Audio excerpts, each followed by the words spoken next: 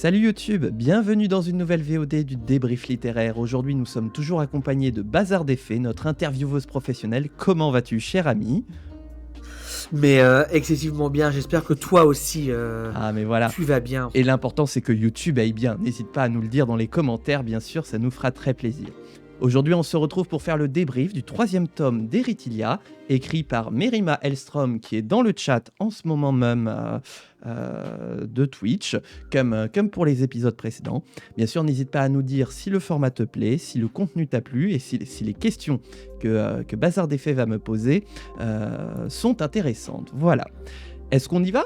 Est-ce que là, comme ça, là, d'un coup, boum, on est parti, hop, et bah allez, dans ce cas-là... Let's go. Première Alors, question, allez, c'est parti, tac. on va pas perdre de temps. Donc là, comme d'habitude, moi j'ai préparé mon questionnaire en 3 parties. Une première partie où effectivement, ça va être des questions vraiment plus sur toi, ton expérience de lecture. Deuxième partie, on va voir sur les questions no spoil de l'œuvre. Et une troisième partie, les questions spoil. Voilà, le petit triptyque habituel. C'est ça, sans préliminaire. Donc, première question, Cécile. Ça fait quoi de finir une trilogie de romans alors qu'avant de commencer, tu n'en lisais pas ? En vrai, bah, je vais le dire de la même façon que je l'ai dit à Merima pour lui dire que j'avais fini de lire son livre. J'ai ressenti un immense vide. Parce que mine de rien, Eritilia, je m'y suis mis fin octobre, début novembre, du coup. Ça m'a occupé jusqu'à fin janvier.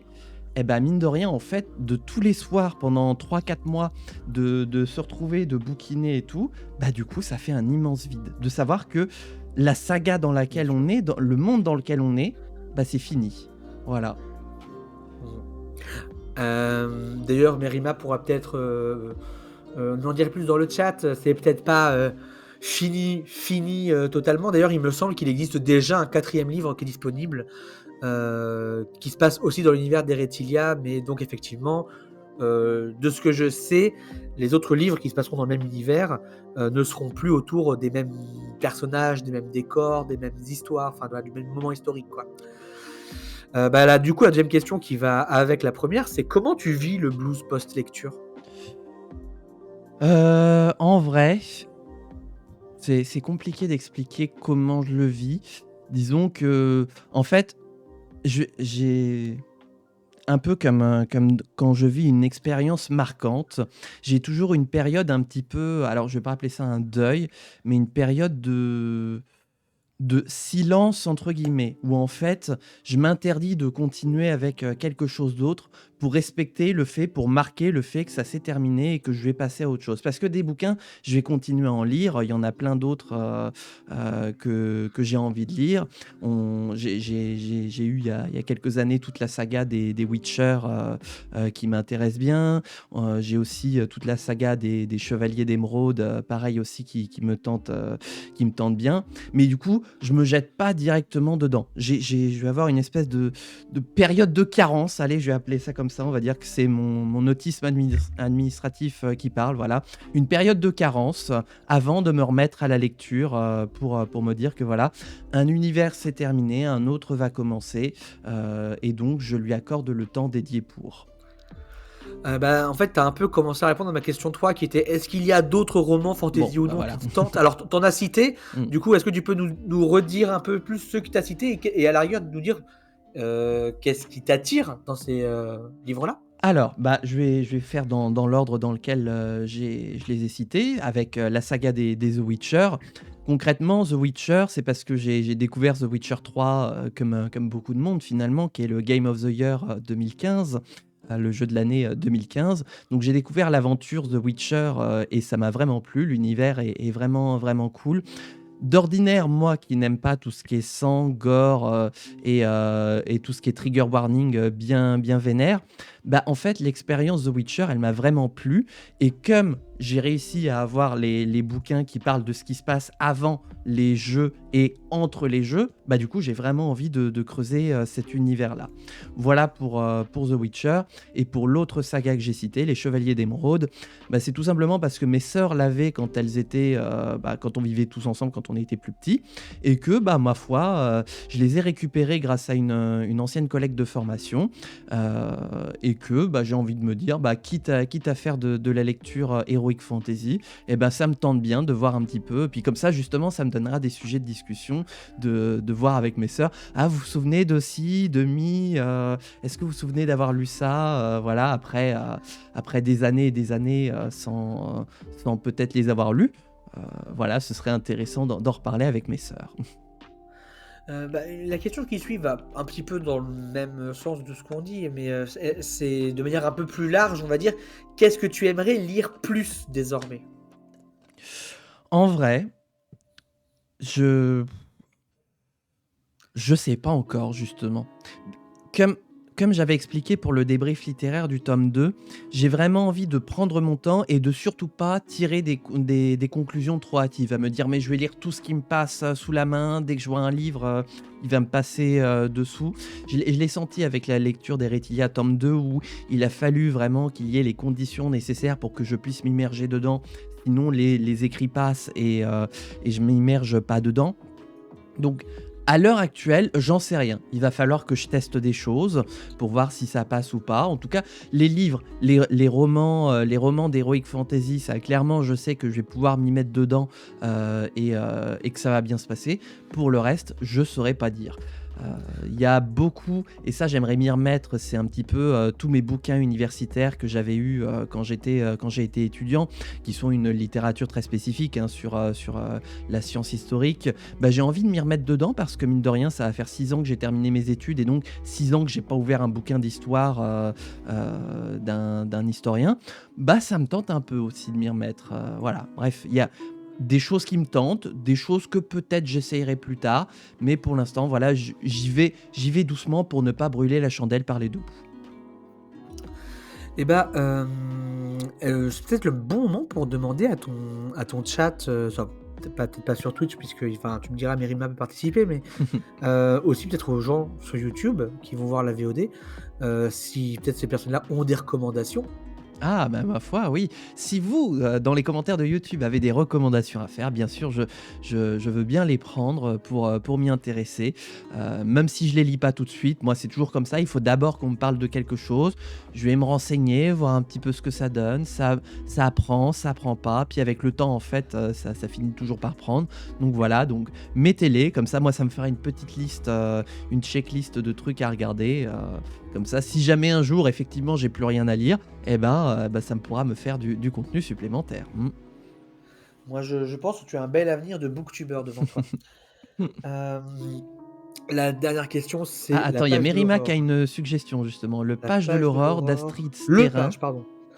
une collègue auto-éditée. Ah, mais je crois que tu m'en avais parlé en plus. Attends, je vais sortir mon petit calepin et mes Et, petites et- notes. et d'ailleurs, Merima annonce, alors rien à voir avec ce live, hein, mais annonce que potentiellement, ça a été décidé entre gros guillemets aujourd'hui, mais potentiellement pour l'actual play de la chaîne des 2 ans de la chaîne du Bazar des Fées, ce sera une autre collègue auto-éditée à toi qui pourrait bien effectivement jouer avec moi sur Thirsty Sword Lesbians. Je parle d'Elfidil. Et coucou Daoli, j'espère que tu vas bien. Hé, coucou Daoli, comment Si je commence avec mes vas-tu? collègues autorités, j'ai pas fini. Bah, c'est très bien, bah, ouais, mais je Bah, pense que oui, mais voilà, ça, ça, on est ça bien. donne de la publicité, voilà, ça donne de... Bref, vous avez compris l'idée. Ouais. Il y a une... Ouais, tout à fait. Et du coup, là, j'ai peut-être ma team de 4. Ça va tranquillement. Bah, ça fait plaisir de te voir, Daoli. Les bouquins d'Elfidil, je recommande aussi. Bah, moi, alors, les gens qui connaissent un peu le Bazar des Fées sachent que j'ai fait pendant 3 sessions, des sessions de lecture au coin du feu d'un livre qui s'appelle Reine de l'Ouest. Et donc, je crois qu'il y a des gens qui ont vraiment apprécié ce format. Il y a des chances que je refasse d'autres lectures au coin du feu et peut-être que ce sera justement des livres d'Elfidil. Voilà. Mais revenons à Eretilia et je vais poser ma question traditionnelle de transition des parties questions générales à questions no spoil. Lisons la 4e de Ah bah couverture. oui. Je vais la lire. Eretilia, livre 3, Les enfants d'Enora. À 17 ans, Solveig entre en dernière année à l'Académie de magie universelle alors que les barbares, menés par Dage et sa dragonne de glace, sèment le chaos sur le continent depuis près d'une décennie. Rongée par la colère et hantée par des cauchemars récurrents dont elle peine à comprendre le message, elle s'enfonce toujours plus dans ses addictions pour faire taire cette voix qui gronde dans son esprit et ce mot inconnu qui revient inlassablement, Akshan. Quand Tagonia se retrouve emprisonnée sous un dôme de glace, à la merci de leurs ennemis, Solveig perd le contrôle. Avec ses 3 pouvoirs élémentaires et sa puissance héritée de ses parents, l'adolescente a-t-elle conscience que l'avenir du continent et des dragons pourrait bien reposer sur ses épaules? Prix 18 €. Avertissement de contenu, violence, guerre sans couverture par Nicolas Jamonot. Euh, Ma question, enfin là c'est pas une question, c'était une lecture. Ma question, Cécile, c'est rajouterais-tu quelque chose pour présenter le roman? Là où pour Eretilia tome 2, j'avais dit que ça suffisait suffisamment pour mettre la puce à l'oreille et vraiment avoir envie de découvrir ce qui se passe. Là, Ça moi... suffisait suffisamment. De quoi? Ça suffisait suffisamment. Ah, bref, c'est bon. On va pas faire un clip à D'accord. chaque fois que je dis un truc bizarre, hein, c'est bon, sinon on va pas s'en sortir. Là, cette fois, en fait, je serais d'avis en fait, de retirer un fragment du résumé, justement. De parler de Ok. Tagonia emprisonnée sous un dôme de glace. Parce qu'en fait, du coup, quand on lit ça, on se dit, ça va arriver, et en fait, on n'attend que ça. En fait, Ouais. tout ce qui se passe autour, on se dit non mais c'est bon, on sait que c'est la scène d'exposition. Allez, boum, passe au dôme de glace. Voilà, on veut savoir ce qui se passe. Enfin, moi concrètement, c'est comme ça que je l'ai Trop, trop, senti.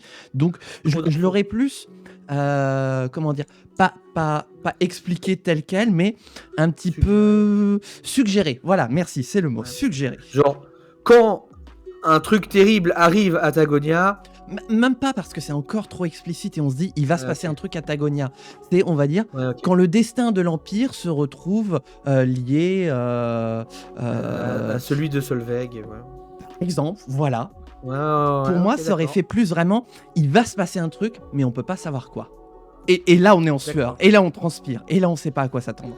Ok, je pense que c'est tout à fait valide comme remarque. Je vous laisserai faire les prochains résumés. Bah, laisse-nous faire carrément les prochains livres, hein. Ouais, voilà, Mieux, on hein. va les écrire pour toi, t'inquiète. Bah, c'est ça. Enfin, pourquoi s'emmerder quand on peut vraiment pas s'emmerder du tout, quoi. Mm. Délégué en bon Donc, patron de droite.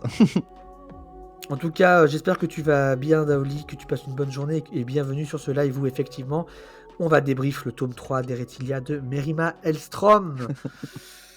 Donc j'arrive aux questions sans spoil sur Ah. l'œuvre. Alors, dans le tome 1, on suivait des adultes. Dans le tome 2, des jeunes adultes. Dans le tome 3, des adolescents. Qu'as-tu pensé de cette nouvelle génération, cette façon d'écrire un peu avec on va dire des angles un peu différents à chaque fois, vu qu'on a des préoccupations différentes à chaque livre finalement. En vrai, ouais, je veux pas y aller par 4 chemins, hein. Je l'ai pas ressenti, en fait. J'ai pas ressenti d'avoir un angle différent sur certains aspects. J'ai retrouvé, en fait, beaucoup des questions, des fils rouges qui étaient déjà tissés avec le tome 1 et le tome 2. J'ai beaucoup vu une continuité, ce qui fait que, du coup, j'ai pas dû voir l'aspect vraiment adolescente, enfin en pleine fleur de l'âge, voilà, qui a ses propres questions. J'ai vraiment vu ces questionnements à l'échelle de tout Eretilia, du coup, avec les 3 tomes en un. Je l'ai vraiment vu comme ça, pour le coup, au niveau du style de rédaction. Je vois ce que tu veux dire. Moi, après, quand même, je dirais que dans le tome 1, la préoccupation des héros, c'est faut renverser un système esclavagiste. Dans le tome 2, c'est faut prendre confiance en soi. Dans le tome 3, on est sur faut gérer ses émotions. Oui, Et c'est vrai, voilà. c'est vrai qu'il y a une très forte dimension intérieure de se rechercher soi-même, en fait, Ouais. finalement, euh, et de parfois pas trouver les réponses auxquelles on aspire, quoi. Désolé, alors, question encore pour Daoli, si c'est toujours avec nous, parce que je vois que tu es sur mon chat. Et d'ailleurs, je salue également Cassandre qui est en lurk. C'est juste de me dire, n'hésite pas à me dire si c'est équilibré avec la musique, le son. Voilà, juste ça.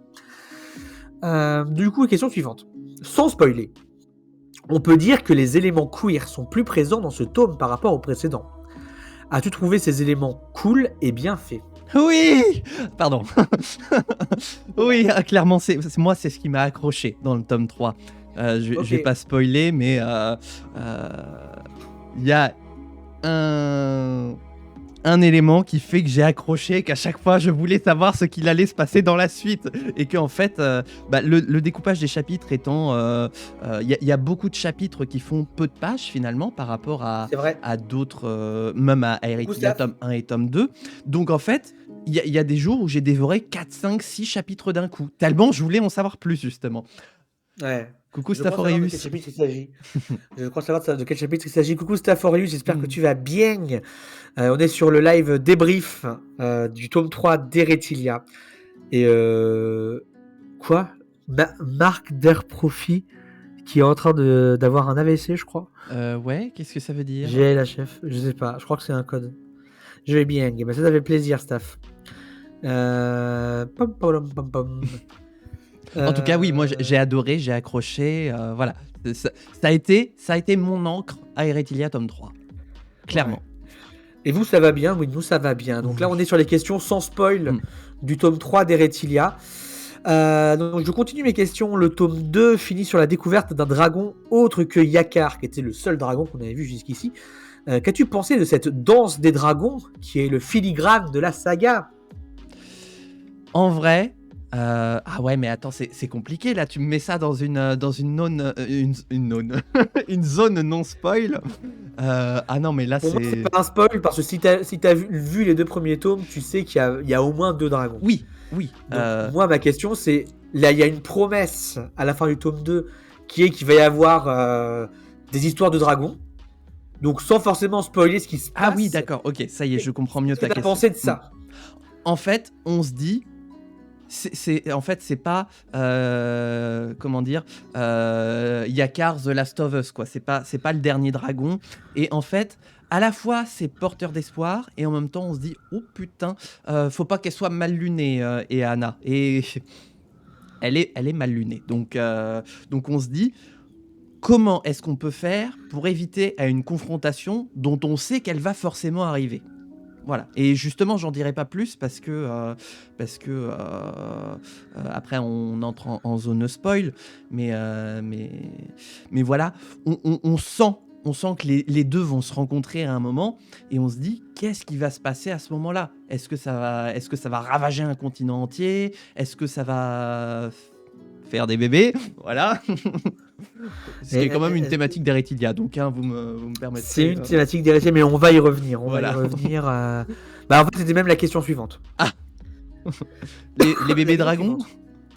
Le thème de la parentalité et surtout de la maternité est très présent. Est-ce que c'est un thème qui te parle? La maternité, en fait, pas du tout. Clairement, moi, les enfants, ça me passionne pas plus que ça. Plus c'est petit, plus ça m'emmerde. Moi, j'aime bien les enfants quand ils sont majeurs, donc quand ils sont plus enfants, justement. Voilà, quand j'ai des personnes. Très bizarre comme phrase, mais oui. Non, mais dans le sens, j'aime bien avoir des individus qui sont capables de comprendre ce qu'on attend d'eux, d'une part, qui sont capables de comprendre que leurs actions ont des conséquences et qui sont capables d'avoir des discussions nourries, un petit peu comme on est capable de le faire tous les deux entre adultes, justement. Donc les enfants, moi, ça me passionne pas plus que ça. À la limite, bon, à partir de l'adolescence, pourquoi pas. Mais vraiment, quand c'est des pitchouns, voilà, ça me passe au-dessus de la tête. Mais bon, c'est quand même, on l'a vu avec le tome 1 et le tome 2, j'ai déjà dit un petit peu maladroitement pourquoi c'était important de quand même penser aux enfants. Moi, c'est mon point de vue personnel que ça m'intéresse pas plus que ça. Mais les gens ont le droit de vouloir faire des bébés, voilà, et de transmettre un héritage aux générations futures, des enseignements, voilà. Mais moi, en fait, j'étais déstabilisé dans le tome 2 de savoir qu'on suivait les enfants qu'on voyait à la fin du tome 1. Là, pour le coup, comme je l'ai vu venir, je me suis dit, bon, cette fois, je sais à quoi m'attendre. Donc, il y aura toujours cette logique de, en fait, c'est pas juste les personnages du tome 1 qui sont au centre de toute l'histoire. Non, c'est aussi l'histoire de passer le flambeau de génération en génération, que chaque génération doit relever ses défis. Et je trouve que ça, là-dessus, Eretilia l'aborde bien, cette notion-là. Ouais, alors je vois Staphorius qui dit les discussions nourries à partir de 8-9 ans, les enfants sont capables si on leur donne l'occasion. Je ne veux pas d'enfants pour autant, je doute trop pour ça, donc je comprends.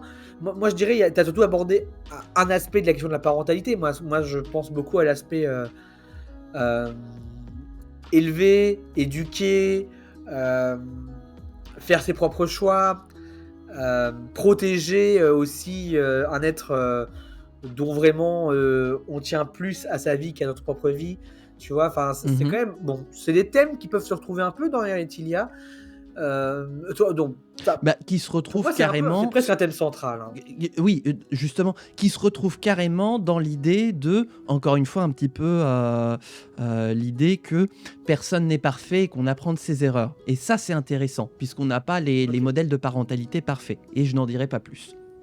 Ouais, ouais, d'accord. Donc bon, même si c'était un thème central et que toi, c'est pas un thème qui te parle tant que ça, mais en tout cas, ça t'a pas du tout sorti de l'œuvre ou En quoi, fait, quoi. non pas que ça m'a pas sorti de l'œuvre, mais ça m'a, enfin, ça met la balle au centre, quoi. Non pas que ça m'en a pas sorti, comme ça m'en m'a pas intéressé plus que ça.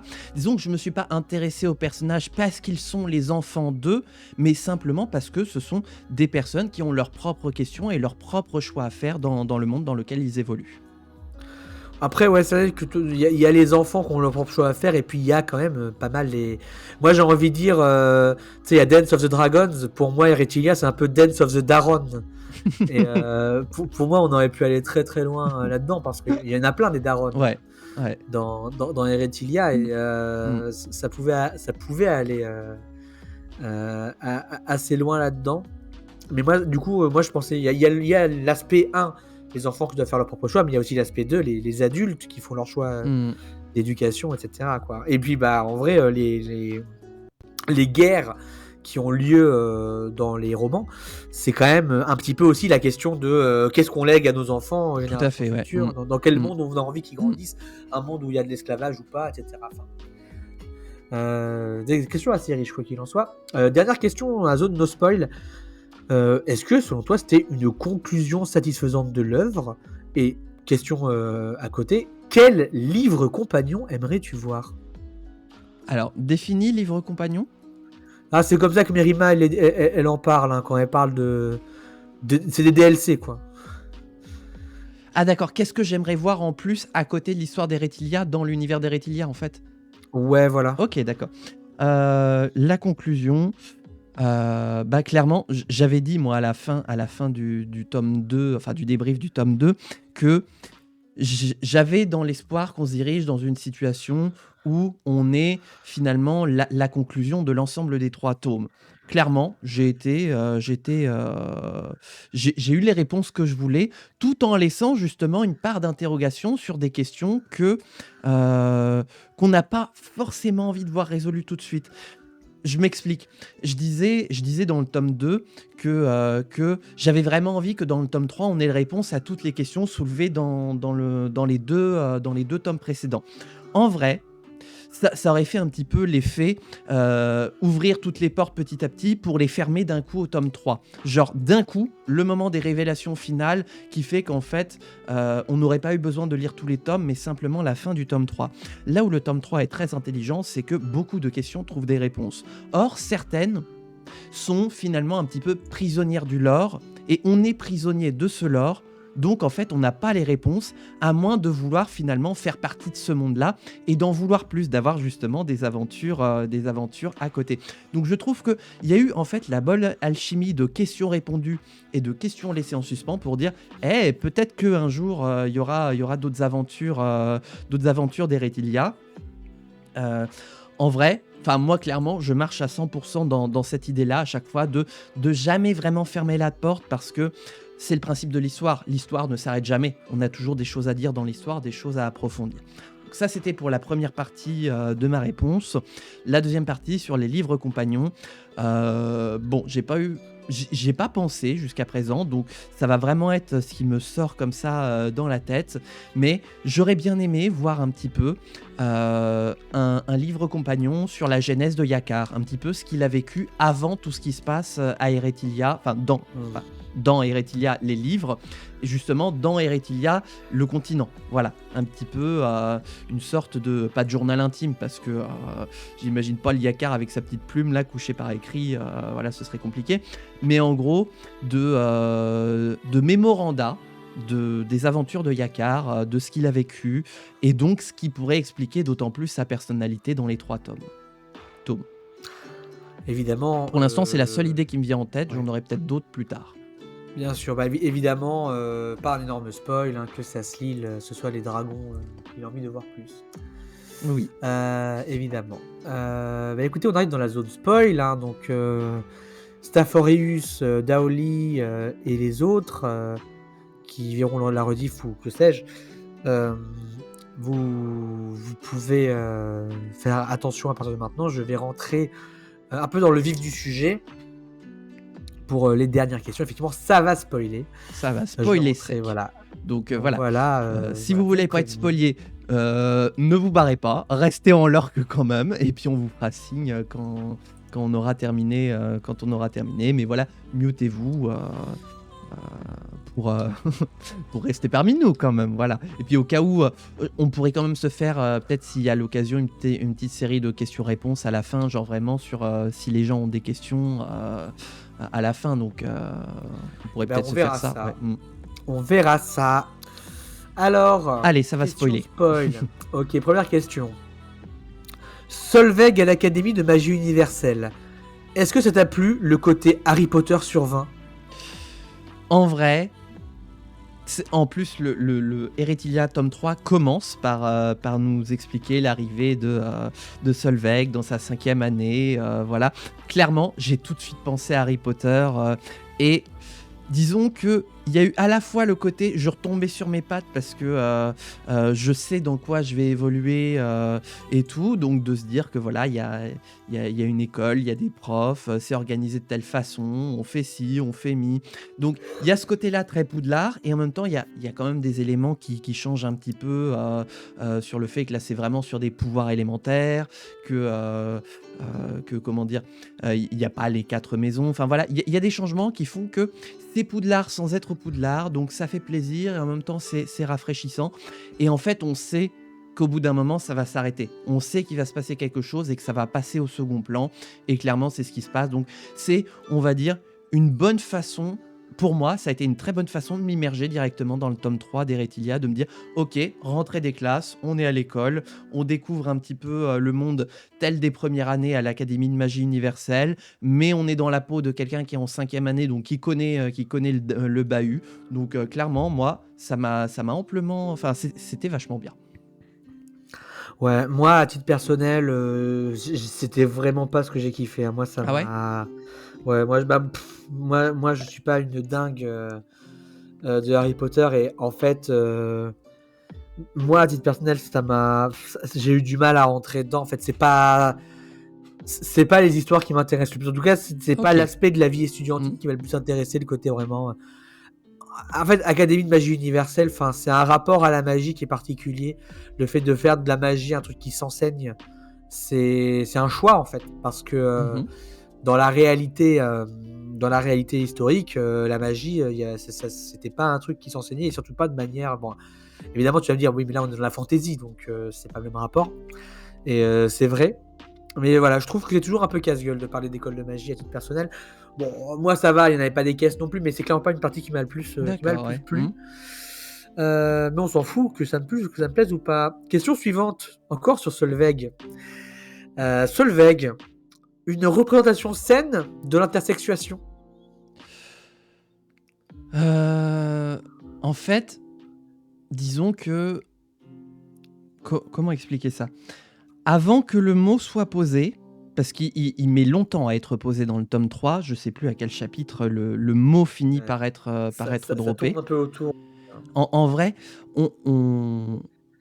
pour expliquer quand même un petit peu, on commence à se dire qu'on se dirige vers ça, mais c'est pas assez Ouais. explicite. Donc en fait, pendant tout ce temps-là, avant que le mot soit définitivement posé, ce qui arrive pratiquement, je crois, à la moitié, voire aux 2/3 du bouquin, bah en fait, j'étais dans une espèce de parano de me dire, ça se trouve c'est pas ça se trouve c'est autre chose, et je suis en train de passer à côté de tout le propos concernant Solveig.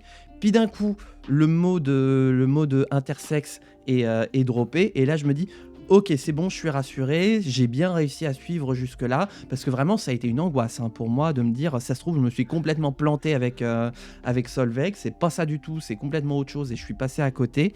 Donc voilà, ça c'est pour le contexte. Sur la question de est-ce que c'est une bonne représentation, bah, j'avoue que moi j'ai pas de background, de connaissances d'intersexualité. Bah donc je vais devoir botter en touche, en fait, dire que j'en sais absolument rien. Parce que, disons que la façon dont c'est expliqué, on est très dans la biologie, que voilà, c'est quelque chose, ça arrive, et que les gens font avec, et ça rajoute une couche de questions supplémentaires par rapport à toute la construction qu'on est censé se faire en tant qu'individu, justement, dans les années de l'adolescence. Donc j'imagine clairement que c'est un moment qui est vraiment pas facile à vivre quand on est intersexe. Mais après, bah, comme j'ai jamais eu de témoignages, j'ai jamais connu de personnes qui sont intersexes, bah, je pourrais pas dire si c'est une bonne ou une mauvaise représentation, du moins si c'est fidèle à ce que les gens au quotidien peuvent vivre quand ils sont intersexes. Bah, en tout cas, Mérima, je sais pas si tu es encore avec nous, Mérima, mais il me semble que, alors j'ai pas envie de dire de bêtises, mais il me semble que tu n'avais pas eu de Ah, elle est là. lecture Mm. sensible, de lectrice sensible sur cette question-là. Moi, le seul mot qui m'a fait tiquer à un moment, mais c'est vrai que c'est difficile de parler de ces questions-là, c'est le mot difformité. Je n'ai pas eu de sensitive reader, effectivement. Mais quand je dis ça m'a fait tiquer, c'est pas dans le sens où j'ai trouvé que c'était pas bien, c'est dans le sens où je me suis posé la question, justement, est-ce qu'une personne intersexe qui lit ça se sentirait agressée ou pas? Moi, c'est la question que je me suis posée. À part ça, bah en fait, moi je comprends pourquoi le personnage est intersexe, parce qu'en fait, c'est tout le personnage de Solveig tourne autour de la dualité, du fait d'avoir plusieurs caractères. Je veux dire, en plus, enfin, c'est pas subtil. Le dragon qu'elle voit dans ses rêves, il est multicolore. Enfin, il y a vraiment un côté. On comprend. J'ai vu assez vite à quoi ça servait, cette caractéristique qui est donc vraiment littéralement une caractérisation du personnage. Et il y a quand même un propos un peu qui est tenu derrière, pas forcément sur la réalité de l'intersexuation, mais alors j'ai posé la question à des personnes qui ont des différences, ça a été validé parce qu'il y a un contexte, une affection du perso avec, oui, Ok. mais ça m'étonne pas, ça m'étonne pas, Mérima, hein. Mais c'est bien de le préciser quand même, notamment Ouais. pour les lecteuristes, les gens qui découvriraient peut-être le travail là, si je regarde les VOD ou je ne sais quoi, parce que bah, c'est quand même des questions un peu sensibles. Et moi, à part, enfin, des personnages, pour le coup, des personnages non binaires, j'en connais, pas forcément dans la littérature, mais voilà, il y en a dans Louisa Osville, il y en a dans She-Ra, Les Princes au pouvoir, mais des personnages intersexes, c'est vraiment spécifique. La différence, Solveig, effectivement, elle ne sort pas de nulle part, il y a une raison. Ouais, après, dans la vie des gens intersexes, est-ce qu'il y a une raison? Tiens, je sais pas, non, mais effectivement, Solveig est un cas à part. Solveig est vraiment un cas à part dans l'histoire. D'ailleurs, à titre personnel, les gens qui ont suivi les reacts qu'on a fait au tome 1 et 2, on est dans la fantasy, c'est oui un cas à part, bien sûr. Les gens savent que il y a un trope que je n'aime pas en littérature, c'est le trope des élus. L'élu, c'est un trope que je n'aime pas. Et c'est vrai que Solveig a un peu ça, mais je tiens quand même à le dire, c'est un personnage que j'ai bien aimé, suivre, et je pense que ce qui fait que le personnage, j'ai vraiment bien aimé le suivre, bah, c'est que c'était pas Harry Potter, quoi. C'est que c'était pas Ah oui. un petit génie qui a survécu au mal grâce à l'amour de sa mère ou je sais pas quoi. Tu vois, il y a un truc, moi, Harry Potter, il m'énerve, tu vois. Et en plus, je trouve que Harry Potter, au niveau de son développement personnel, il y a plein de trucs qui vont pas, quoi. J'y crois pas psychologiquement, Harry Potter. Solveig, j'y croyais. Solveig, j'ai fait en sorte que ça soit pas le cas, que ce soit pas une élue. Parce que, ouais, Solveig, je sais pas si c'est une élue, mais en tout cas, je dirais, c'est un peu une enfant du destin, quand même. Oui, voilà, c'est plus comme ça justement que j'ai, enfin pas en ces mots-là, mais c'est l'idée que je m'en fais justement, l'idée que c'est pas elle qui devient une élue, c'est le destin qui fait d'elle un de ses enfants, voilà. Qu'elle n'ait pas les défauts de Harry Potter, les défauts scénaristiques. Oui, bah ça c'est bien. Oui, oui. En même temps, j'ai envie de dire quelque part, c'est pas dur. Non, parce que Harry Potter, il y a des trucs qui vont pas. Voilà, après, ça s'adresse pas au même public exactement, mais bon. Après, si on commence à Mm. tu dois tout de suite qui vont pas dans Harry Potter, on Mm. n'a pas fini, je crois. Donc moi, en tout cas, sur l'intersexuation, mais c'est intéressant de parler de ça, puisque bon, bah, c'est pas anodin. Et effectivement, c'est pas non plus gratos. Voilà, moi j'ai trouvé que c'était pas gratos dans l'histoire. Après, C'est-à-dire pas faut... gratos. bah, ce qu'a dit Merima, c'est-à-dire que l'intersexuation du personnage, c'est pas un hasard dans le personnage, Ah oui, c'est pas un d'accord, hasard ok, par rapport à sa oui. construction, c'est pas un hasard par rapport à tout ce que ce personnage est supposé symboliser, etc. Par contre, dans la vraie vie, bah, il y a pas de grand destin. Je pense pas que parce que tu nais intersexe, tu te dis ah j'ai un grand destin. Non, effectivement. Ça, Ouais. ça je sais pas. Enfin, peut-être faut le demander aux personnes intersexes. Je sais pas si c'est ça. Considérez-vous que vous avez un grand destin. Déjà, je précise quand même qu'il y a beaucoup de personnes intersexes qui déjà sont mutilées à la naissance. Oh. Oui, il faut rappeler cette réalité-là quand même. Les personnes intersexes sont pour un certain nombre mutilées à la naissance parce qu'on dit bah voilà, faut que ce soit l'un ou l'autre, faut faire le choix quoi. Voilà, ça fait partie de la réalité des personnes intersexes. C'est une vraie réalité en effet. Et alors, juste pour citer les stats, juste pour dire combien de. Tu disais que tu n'en avais jamais rencontré. Moi non plus, je précise. Personne. Enfin, moi, après, cela dit, les gens qui suivent la chaîne du Bazar des Faits savent qu'en tapant. D'ailleurs, je vais vous montrer. En tapant Help en commande dans mon chat, vous avez un lien pour le Tipeee de Miséricorde, qui est une femme trans noire intersexe qui est à l'heure actuelle en Russie et qui essaie de partir pour la France. Et vous pouvez l'aider à faire ça. Donc je peux dire que je connais au moins une personne intersexe. Je crois que les stats des personnes intersexes, c'est 1% de la population. Voilà. Je vais taper tout simplement personne intersexe pourcentage. Moi je vois personne hermaphrodite. Ça, tu vois, Google il me dit hermaphrodite. Hein, ça, je crois que ça se dit plus du tout ça. Voilà, je vais regarder. L'intersexuation concerne. Ah, c'est sur le site de l'Assemblée nationale. Ouais. Compte rendu des groupes d'études sur la discrimination, etc. L'intersexuation concerne 1,7% des naissances par an. Ok. 13 600 personnes intersexes naissent en France tous les ans. D'accord. Ah oui, donc oui, pratiquement 2%, ouais. Il est nécessaire de ne pas faire de raccourci entre intersexuation et identité de genre. La plupart des personnes intersexuées s'identifient comme hommes ou comme femmes, ce qui est d'ailleurs le cas de Solveig, le personnage, l'héroïne de ce tome 3. C'est quand même pas mal. Hein. Oui, c'est pas... Je me demande s'il n'y a pas plus de... J'ai regardé personnes rousses. C'est quoi le pourcentage? Genre tu okay. crois... De quoi? 5%. Ah oui, parce que j'allais dire, tu crois vraiment qu'il y a plus de personnes intersexes que de personnes rousses? Bah en tout cas, moins de 2% de la population mondiale, je dis bien mondiale, est rousse. Ah oui, donc... Ouais, donc s'il y a le même ratio de personnes intersexes en France et ailleurs... Ah bah ouais, voilà. Donc l'un dans l'autre, voilà. voilà. Ok, bah tu vois, je montais sur mes grands chevaux. Il y a des persos roux dans les Retilia, ouais, Shoban et Auburn. Ouais. Est-ce que Auburn, ça compte comme roux?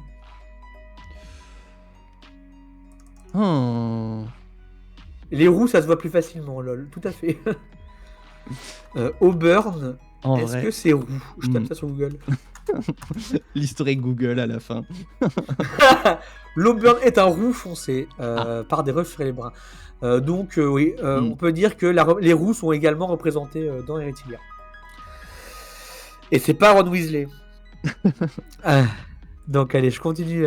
Auburn c'est roux, Shoban est rousse. Voilà, Merima qui nous donne la sainte vérité des dragons. Shoban est rousse. Question suivante, toujours sur Solveig. Dernière question sur Solveig. C'est le personnage central de l'histoire, mais tout en étant un personnage central, c'est un personnage passif. Qu'en as-tu pensé? Bah, c'était intéressant parce que justement, comme on disait sur le fait que enfant du destin, élu, donc on se dit en plus, littéralement, tiens, j'allais dire premier mot, presque, à 17 ans, Solveig entre dans nanana. Bref, on sent que c'est Solveig qui est au cœur du bouquin. Donc on se dit, elle va faire de grandes choses, elle va changer le monde, c'est elle qui va faire des actions. Un peu comme dans tome 1 et tome 2, ce sont les actions des personnages qu'on suivait qui ont profondément transformé le monde. Eh ben non. En fait, c'est le monde qui va graviter autour d'elle, qui va faire des actions, avec en clé de voûte la situation de, de Solveig. Mais en fait, elle, techniquement, elle regarde les choses se faire. Mais sans elle, il pourrait pas y avoir ces choses. Donc, ça m'a pris vachement au dépourvu, parce qu'en fait, on se disait, limite, elle va finir en Marisou, à avoir tous les pouvoirs de l'univers, à se transformer en Super Saiyan, à déglinguer tout le monde, voilà. Et ben en fait, même pas.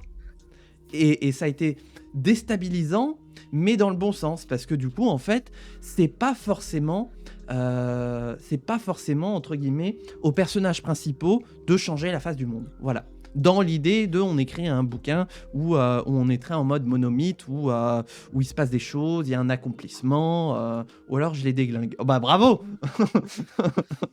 Tu les déglingues dans quel sens, Nerima, de déglinguer quelqu'un?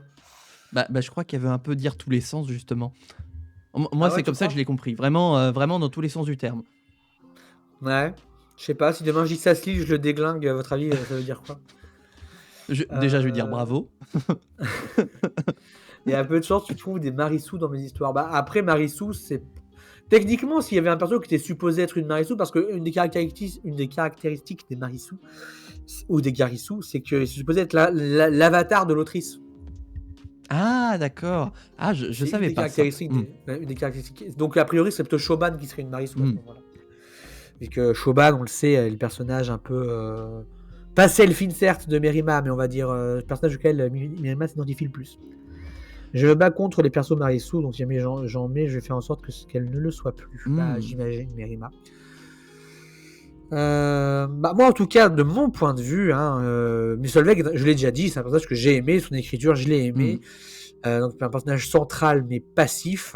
Mais moi, pour le coup, ça m'a pas dérangé, puisque comme l'écriture est centrée autour de ce que le personnage ressent, et que c'est plutôt bien écrit, que c'est plutôt bien amené, etc., là, pour moi, ça va, ça marche. Le personnage est agréable à suivre. Bon, après, on pourrait parler d'autres choses. C'est vrai que, on a parlé des éléments queer dans les questions de spoil.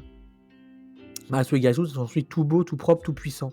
Oui, mais c'est aussi des avatars de l'auteurice. Genre le roi Arthur d'Alexandre Astier. Ça, pour moi, c'est le plus gros Garissou, c'est Arthur d'Alexandre Astier. C'est normalement équivalent avec des forces, des faiblesses, des qualités et des défauts. Donc, qu'est-ce que je voulais dire ? Parce que Solveig, elle est intersexe, en plus elle a une relation lesbienne avec une meuf, donc moi j'aime bien les relations lesbiennes, mais en plus alors Solveig elle est droguée, donc elle fume des ouinges, donc en fait la meuf qui lui fournit des ouinges, elle lui en fournit contre du sexe, donc et à la fois Solveig elle aime bien ça et à la fois elle aime pas trop ça, donc c'est compliqué. En fait il y a quand même un truc, il y a quand même une représentation un peu des relations adolescentes, mais en fait qui est crédible aussi. On peut imaginer que ça existe. Mais encore une fois, Merima peut définitivement pas s'en empêcher. Dès qu'il y a un personnage féminin, sexuel, il est un peu toxique. Je sais plus comment elle s'appelle la dealeuse de. J'ai oublié son nom aussi. Je l'ai retenu que sous. Pour le coup, c'est pas un perso qui a un grand destin. Hein. Non, ouais. Je crois que c'est Alizéa. Si c'est ça, oui, Alizéa, ouais. Voilà. C'est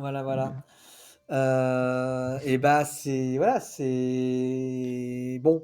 Moi, c'est le truc que j'ai bien aimé justement. Moi, c'est le truc que j'ai préféré parce que pour moi et c'est justement ce qui manque dans Harry Potter, c'est les ouinges. Ce qui manque dans Harry Potter, c'est les ouinges, c'est les relations pas sûres entre des gosses qui apprennent à se découvrir, tu vois. Les à côté qui font la jeunesse finalement. Ouais, parce que puis en plus le côté un peu fasciste, l'uniforme, enfin voilà, le SNU anglais là, c'est. Ouais, mais c'est une autre, comment dire, c'est une autre époque et puis c'est une autre culture, hein, mine de rien. C'est pas une autre époque, je crois qu'ils font pas toujours ça au UK. Alors si, justement, ils font toujours ça, mais pour dire que c'est une autre époque, c'est pas de nous, enfin ça date pas des années 2000 où nous on a grandi dedans. Il y avait un écart déjà de 10 ans quand J.K. Rowling a écrit ça, donc voilà, il y a eu du changement et puis dans l'idée de c'est une autre culture. Eux sont très portés sur l'uniforme, sur le paraître, sur la façon de bien s'habiller puisque ça renvoie une image, voilà. Donc c'est Ouais, une autre bien façon de sûr. voir les choses. Et Hein, en France, l'uniforme a été aboli, mais on a eu l'uniforme aussi pendant très longtemps, à bien sûr. l'école. Troisième République, Et c'est encore des débats qu'on retrouve d'un point de vue politique sur la place de l'uniforme à l'école. Est-ce que c'est un véritable vecteur d'égalité scolaire ou simplement un cache-misère? Voilà, donc en fait, bon, voilà. c'est toujours là, c'est toujours prégnant et ça continue d'intéresser les gens, heu, cette question de l'uniforme. Donc c'est pas quelque chose de vraiment, fasciste. Là, c'est vraiment, Non, non, c'est un moi un trait j'exagère, mais on forcé, va ouais. dire Mmh. que en tout cas, il y avait pas cette vibe-là, dans Eretilia et c'était pas plus mal. En tout Mmh. cas qu'on évite ça. Donc l'académie, c'est une école militaire aussi, hein, donc l'uniforme est pour les dernières années uniquement pour les préparer à leur rôle de Oui, en combattant. plus. Mmh. Voilà, why not? Non, non, mais oui, non, mais pour le coup, je te dis, on n'a pas fait des caisses. Mmh. C'est vraiment au début du roman, moi j'en avais un peu, ça me saoulait un peu. Mais ça va, c'était pas tout le Oui, roman, ce c'est qui est peut-être ça. intéressant justement pour continuer la comparaison avec Harry Potter, c'est que Harry Potter, c'est toujours un petit peu nébuleux l'orientation post-bac, si je puis dire, des élèves. Tandis Encore une fois, si on commence à regarder tous les plot holes d'Harry Potter, on n'a pas non fini. mais voilà, mais parce que moi je les vois jamais ces trucs-là et donc quand je m'en raconte, quand je m'en rends compte, pardon, c'est 15-20 ans après là, comme littéralement là en ce moment. Mais du coup, là, à l'inverse, dans Eretilia, c'est très bien expliqué puisque dès le début, on sait que ils vont à l'Académie de magie universelle, alors non pas pour faire de l'art, pour faire des études, pour écrire des traités de théorie, pour faire un doctorat après. Non, ils vont à la guerre. Ils vont au turbin, ils vont au casse-pipe, les petits jeunes. Donc en fait, on comprend tout le conditionnement qu'il y a derrière et la version stricte de l'éducation qui est enseignée à l'Académie de magie. Donc en fait, intradiégétiquement, ça t'explique pourquoi l'Académie de magie universelle, en fait.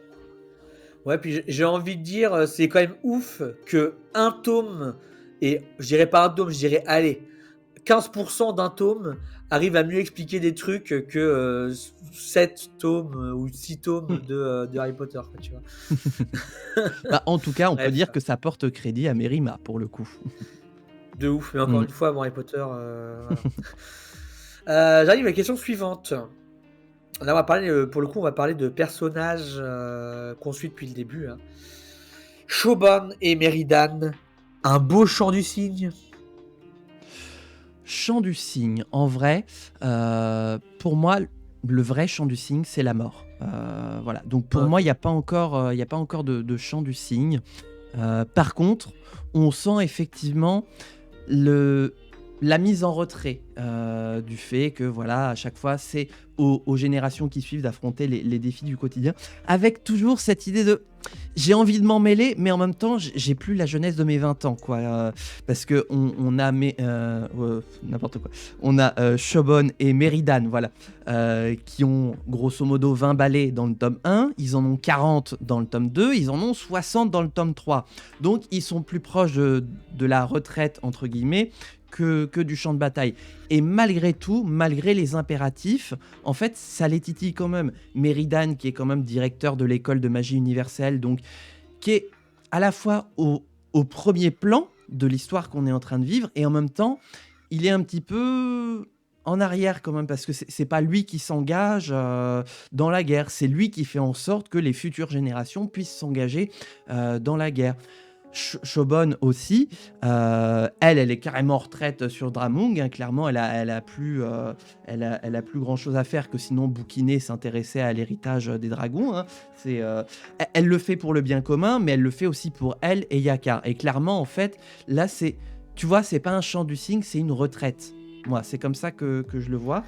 Une retraite où, malgré tout, la force des choses fait que une retraite, il y a toujours moyen de revenir. Parce que pour moi, un chant du cygne, c'est finito. Après, il n'y a plus de retour. Or, la fin du bouquin du tome 3 montre bien que Shobon, elle revient.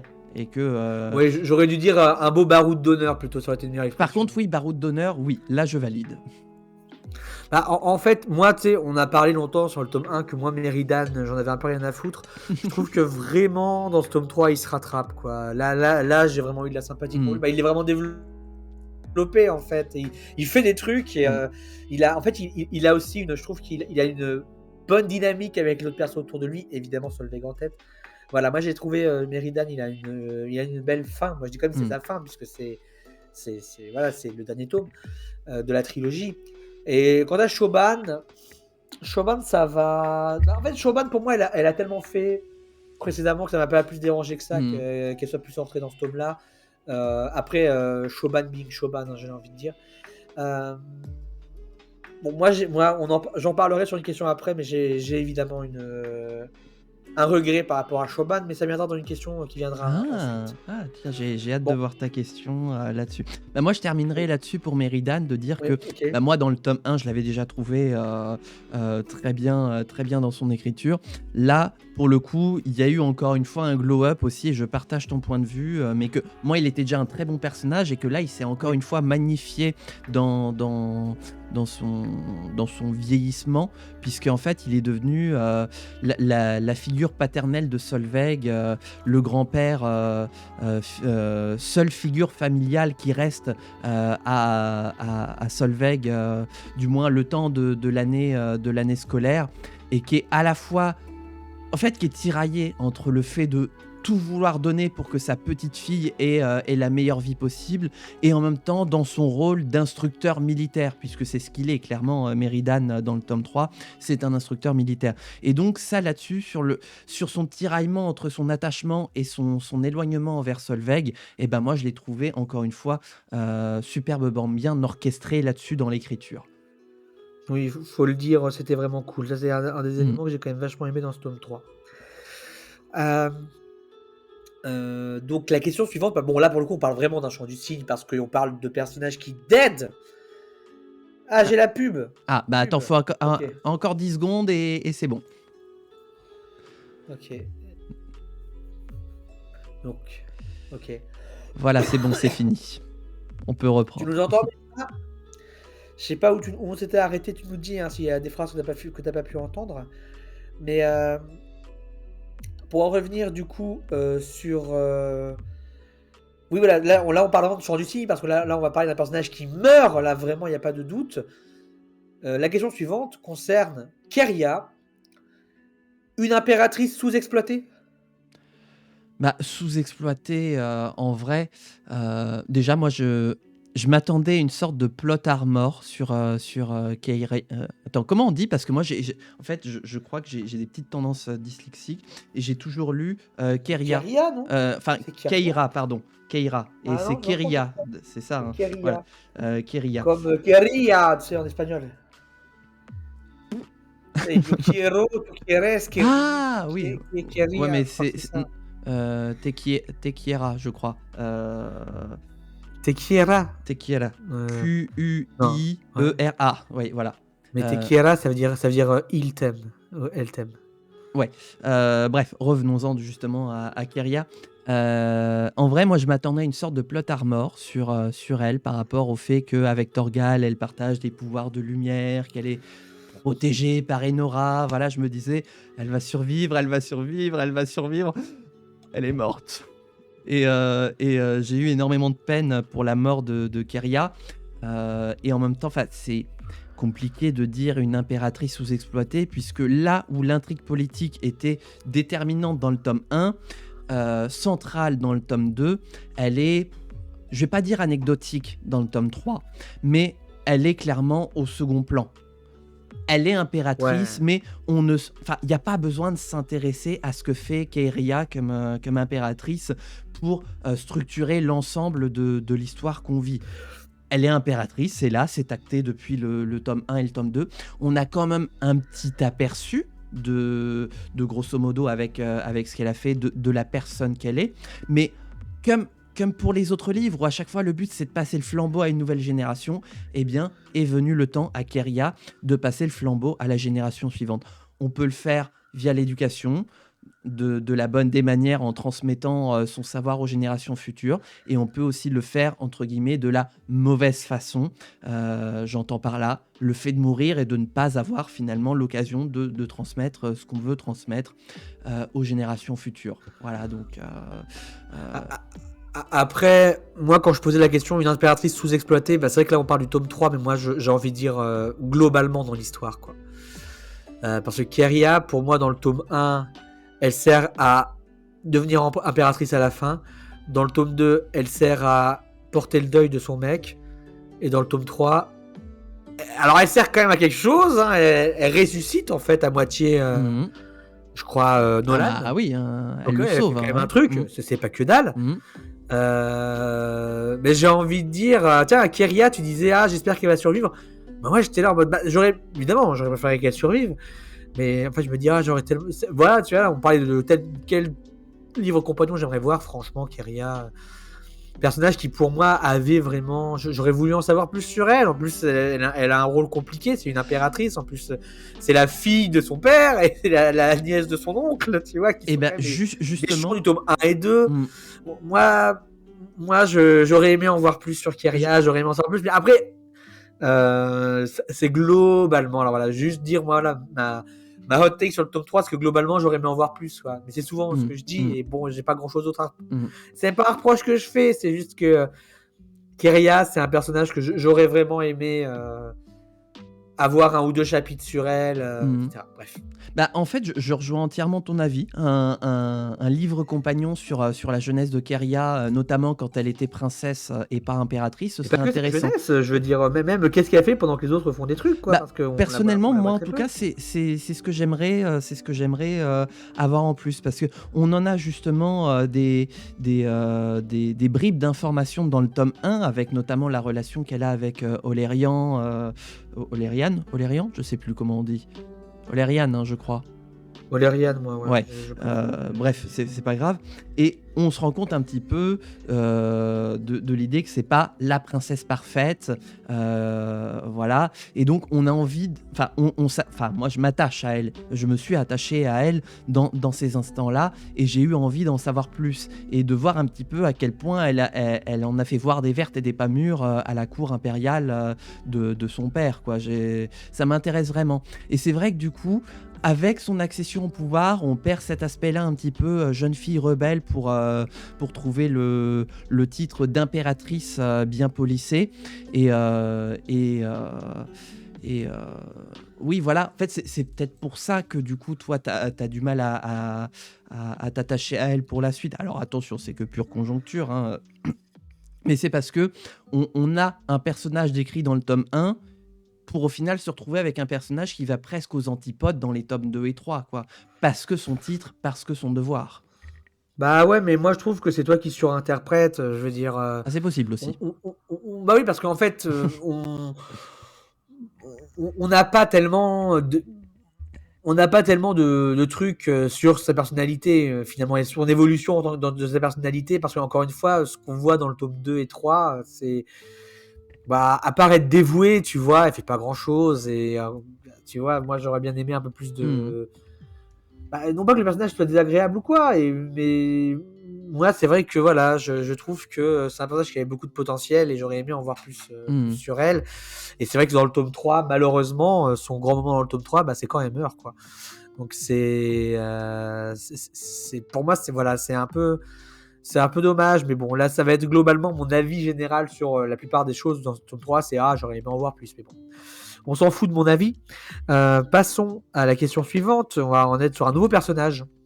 Enfin, pas un nouveau parce qu'on l'avait déjà vu dans le tome 2, mais un autre personnage. Dage. Ma question est la suivante. Et là, pour le coup, la question est posée est telle quelle. Un méchant pas ouf. Et pour le coup, juste avant que tu répondes, je tiens à dire que j'ai eu une discussion avec Merima avant, où j'ai notamment parlé de Dage et de l'aveu de Merima. Tu pourras confirmer dans le chat si tu veux, Merima, mais Merima a toujours des difficultés à écrire des antagonistes. Donc c'était un peu le cas de Dage. Donc as-tu trouvé que Dage était un méchant pas ouf, Cécile? Bah, enfin, encore une fois, hein, on est des amis de Mérima, mais ça n'empêche que des fois, il faut dire la vérité, pour justement pouvoir s'améliorer. Bah, je vais pas jusqu'à dire qu'il était pas ouf, mais j'ai vu mieux. J'ai vu mieux comme méchant, vis-à-vis de Dage. J'ai eu du mal à comprendre ses implications, j'ai eu du mal à comprendre pourquoi il faisait ça. Par contre, je lui ai voué une haine profonde, hein, jusqu'à l'expiration de son dernier souffle. Là, C'est pas mal alors. voilà. Mais j'ai eu du mal à comprendre en fait pourquoi. Pourquoi pourquoi il fait tout ça dans le tome 3.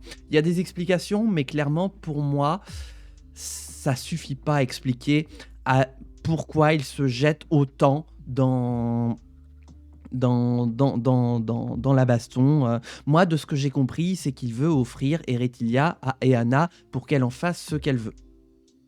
Est-ce que tu as compris ça toi aussi ou déjà on a des interprétations différentes?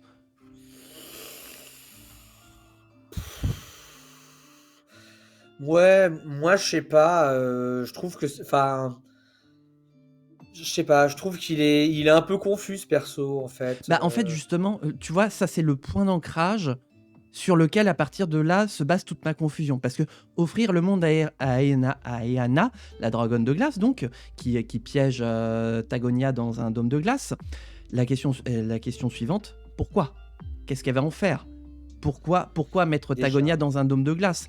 Pourquoi attaquer la capitale? Pourquoi ne pas se lancer aux trousses de l'héritier? Enfin, il y a trop de questions qui ne trouvent pas réponse en la personne de Dage. Bah, oui, et puis en fait, tu dis d'âge à la base, quand tu as suivi l'histoire, c'est un héritier de l'esclavagisme. Mhm. euh, et, euh, et bah, en fait, c'est impossible d'avoir de l'empathie pour lui, dans le sens où c'est impossible déjà comme tu dis, de comprendre un peu ses motivations. C'est impossible de comprendre un peu son état d'esprit. Enfin, c'est impossible. C'est un peu méchant, dit, enfin, c'est un peu extrême dit comme ça, mais disons que c'est difficile. C'est difficile. Moi, le truc, je dis qu'effectivement, les moments où il est méchant, il est quand même plutôt méchant. Ça va, c'est bien fait. Il meurt de façon méchante. On est d'accord. Il trahit de façon méchante. Ça va dire, voilà, Mm. quand je dis qu'il est pas ouf, c'est plus dans le sens où je me dis, bah, enfin, d'ailleurs, c'est mis avec un point d'interrogation. C'est pas moi, je dis qu'il est pas ouf. C'est est-ce qu'on peut dire qu'il est pas ouf? Moi, ma question, c'est je pense qu'effectivement, et là, voilà, de l'avis de l'aveu même de Mérima, et vu ce que tu as dit, voilà, on peut quand même se mettre d'accord pour dire que l'antagoniste de cette histoire est assez faible, et c'est clairement pas ce qui fait accrocher à la lecture, et c'est pas ce qui met le plus d'enjeu. Euh, Est-ce que tu as des trucs à rajouter sur Dash, ou je passe à la question suivante? Alors, je venais de penser à un truc, mais ça vient de m'échapper. J'essaye de connecter deux neurones pour voir si le travail de mémoire fonctionne. En tout cas, Euh, pour revenir sur le fait, est-ce qu'il veut donner Eretilia à Eana, la dragonne de glace? Moi, je suis là en mode, bah, peut-être. En fait, j'ai ce côté, voilà, c'est moi, je trouve qu'il est confus. Je suis là, bah, peut-être, hmm. ou pas. Ou est-ce qu'il veut juste tout casser? Peut-être. Est-ce qu'il veut devenir empereur? Non, je crois ça, pour le coup, je crois pas, mais Ah bah voilà, tu en vois, fait, tu il est un vois, peu moi flou. j'aurais dit peut-être justement pour devenir empereur. Tu vois, c'est là où on voit Ouais, que c'est ouais. flou. C'est flou. Bah Hmm. ouais, ouais, mais moi j'aurais envie de dire, j'ai pas l'impression que ce soit son but ultime. Après, comme tu dis, bah peut-être, mais un peut-être, Hmm. c'est pas. Enfin, tu vois, par exemple, il y a des personnages où on connaît pas vraiment leurs intentions, et ça peut être cool, tu vois. Hmm.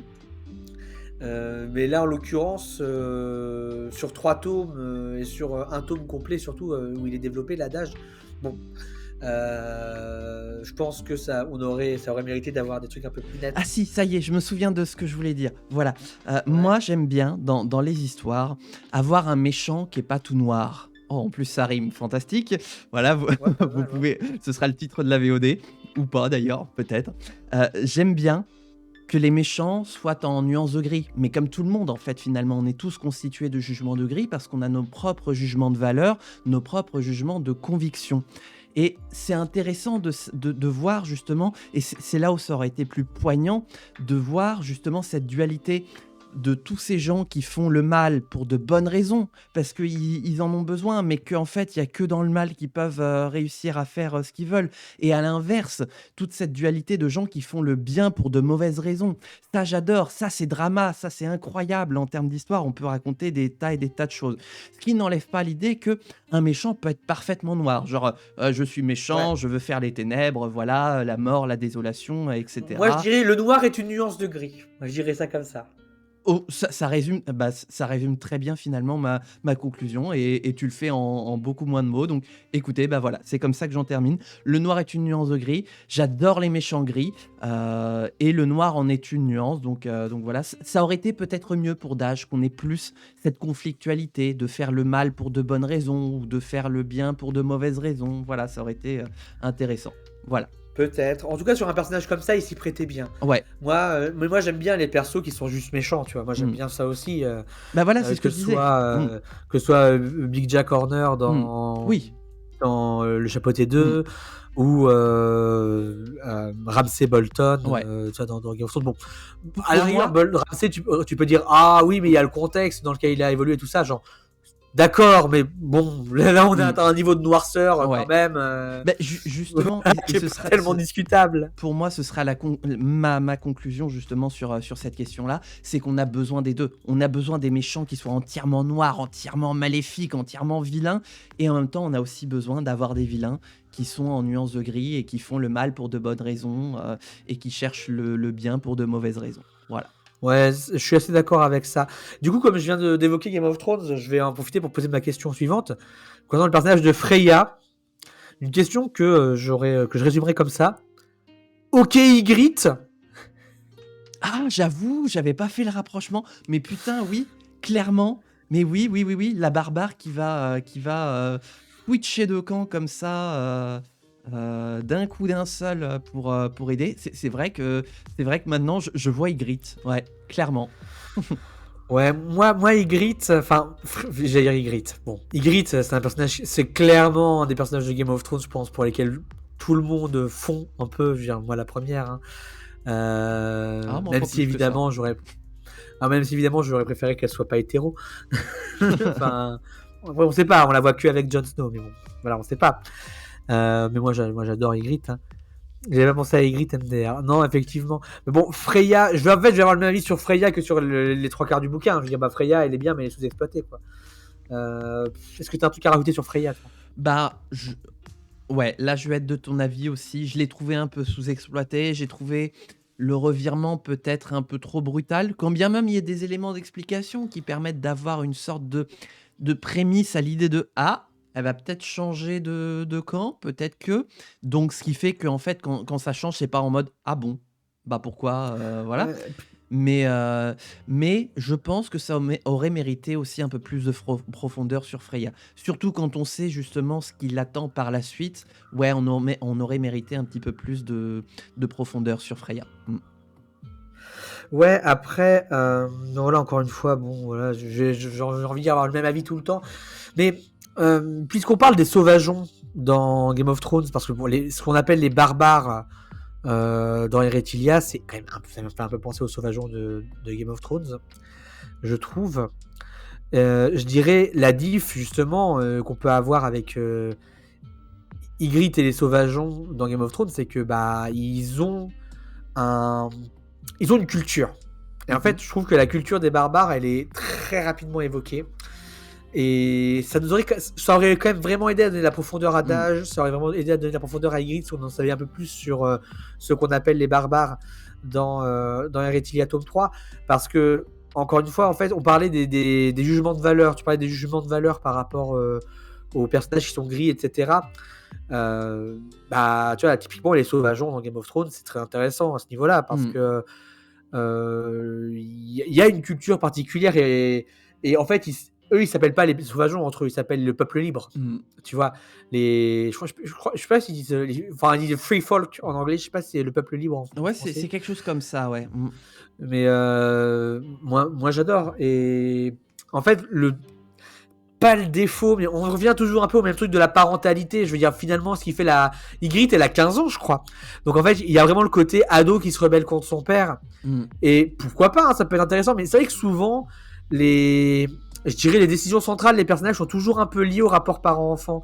Et moi, comme vous le Mm. savez, n'étant pas une grande fan des sagas familiales, bah, je trouve ça. Enfin, ça aurait été bien de montrer qu'Ygritte a un Freya. contexte culturel un peu développé. Je dois vous laisser, désolé, c'est bientôt l'heure. Bah, désolé pour toi, Mérima. On va Ah là là. répondre à la dernière Mm. question sans Il y toi, aura la malheureusement. VOD. Mais bien sûr, mais merci beaucoup d'être venu et j'espère que que tu as aimé. J'espère Mm. surtout que tu as aimé tout ce qu'on dit depuis tout à l'heure sur ton livre et on n'a pas encore fini.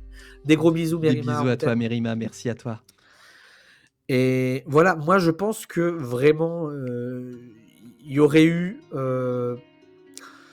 voilà, je pense que ça méritait un développement un peu un contexte culturel et parce que sinon on a l'impression que tout se rapporte toujours à des relations parents-enfants et je trouve ça un peu dommage Ouais. personnel. Bah, et puis pour compléter le propos justement sur les barbares, un truc qui a pas été expliqué, c'est que pendant longtemps, jusqu'à ce que ce soit justement expliqué, il y avait un flou sur qu'est-ce que représentaient les barbares, d'un point de vue, géopolitique. Est-ce que c'est une nation? Est-ce que c'est une tribu? Est-ce que c'est une entité géopolitique à part entière? Et moi, en fait, pendant très longtemps, j'ai confondu le Narameid avec les barbares. Pour moi, c'était la nation des barbares. Donc, ils avaient Ouais. une sorte d'assemblée nationale des barbares, un président des barbares, enfin une présidente en l'occurrence. Voilà. Et en fait, c'est que plus tard qu'on a eu de la profondeur pour nous dire ah non mais en fait c'est des gens dans leur coin, voilà, qui sont dans la zone territoriale du Narameid, qui ont des rapports un peu conflictuels avec eux, où ils sont en position de force. Donc le Narameid n'a d'autre choix que d'un peu les laisser faire tout en essayant de réfréner un peu leurs ardeurs. Mais tout ça n'arrive que bien trop tard. Et donc en fait on se dit, bah en fait c'est une guerre de Erethilia, enfin de Tagonia contre le Narameid. Alors que pourtant, le père de Torgal, donc Torgal le Vieux, venait du Narameid. Et moi, ça m'a paumé. Avant de resituer les choses, j'étais paumé. Je me disais, mais pourquoi ils sont passés d'un peuple éduqué où ils font des mariages politiques à d'un coup des barbares avec des haches et une Mm. dragonne. C'est vrai que moi, ça m'a... J'ai fait rapport choucroute, là. Mm. Bah ouais, oui, bah, là encore, en fait, encore une fois, on sait que Merima, son truc, c'est pas la politique. Enfin, quand je dis son truc, c'est pas la politique. Je veux dire, c'est pas les histoires qui l'intéressent le plus. Et c'est vrai que des fois, bah, en fait, la politique, c'est pas juste les intrigues, c'est aussi bah, les contextes culturels, Mhm. les évolutions de différents personnages, et c'est, enfin, de différents, pas personnages, mais peuples, tribus, tu vois, etc. Il y a plein de choses qui rentrent en compte dans, dans l'aspect politique des choses. Et c'est vrai que c'est un truc, moi, à titre personnel, je trouve qu'il se retrouve un peu tout le long d'Erethilia, à savoir quand ça veut parler de politique, quand ça sent que ça doit parler de politique, et bah, c'est un peu faible dans ces Mm. moments-là. Et bah, malheureusement, du coup, ça impacte un peu les personnages. Et c'est vrai que Freya fait partie des personnages qui en souffrent. Mhm. D'ailleurs, puisque on est sur les barbares, la question suivante traite de ça aussi. Comment ça, les barbares contrôlent les animaux et on n'en voit pas plus? Oui, alors c'est un truc, en plus, qui est même pas... Enfin, comment dire ça? C'est- Là, pour le coup, et c'est... Enfin, heureusement que tu le dis, parce que ça m'avait pas traversé l'esprit, mais maintenant que tu le dis, je le vois comme un éléphant dans un magasin de porcelaine. Je crois pas que c'est pas la bonne formule à utiliser, mais c'est pas grave. L'éléphant au milieu de la pièce. Voilà, l'éléphant au milieu de la... Bref, un éléphant. C'est gros comment. Euh, Maintenant, je ne vois plus que ça, effectivement. On, on sait pas grand-chose des barbares. Puis d'un coup, on apprend que ouais, ils contrôlent les animaux et qu'ils obéissent à leurs ordres et que du coup, la résistance se retrouve en difficulté à cause de ça. Puis après, c'est fini. Puis après, on n'en voit pas plus. Puis on sait pas comment ça se passe. Puis on sait pas s'il y a des limites. En fait, là, ça fait vraiment, ouais, là, pour le coup, c'est arrivé comme un cheveu sur la soupe. Clairement, moi, je le... Cheveux. Bah oui, enfin, je dirais pas cheveux sur la soupe, mais je dirais en fait, je dirais pas que l'histoire qu'on suit est pas intéressante pour autant.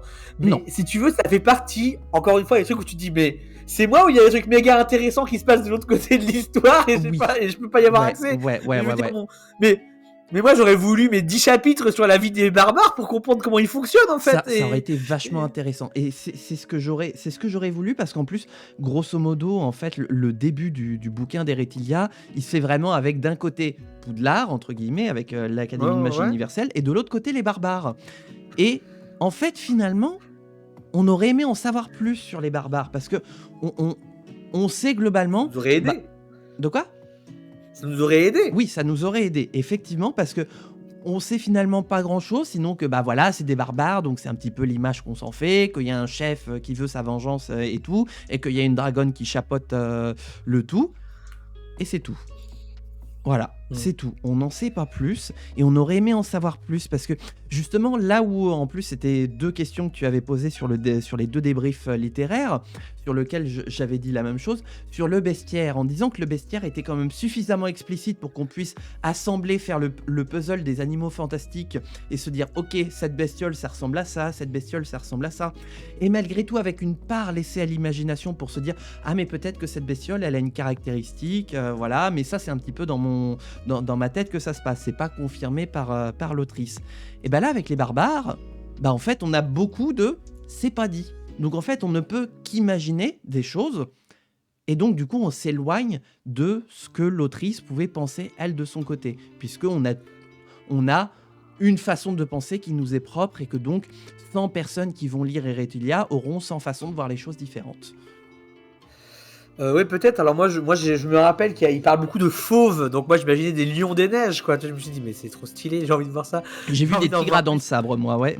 Ouais, tigre à dents de sabre. Mm. Et en fait, tu vois, je me dis, tu vois, je pense à. Et encore une fois, bah, moi je trouve que l'influence Game of Thrones, elle est là. Je veux dire, un truc qui caractérise. Alors, il n'y a pas que les. Il n'y a pas que les free folks qui le font dans Game of Thrones. Il y a les verts-voyants qui peuvent mettre tu sais, leur conscience dans leurs animaux. Mhm. C'est un truc qui est quand même plus présent au Schnorr, au nord, et notamment au-delà Mhm. du mur, mais aussi chez les Stark, pas mal.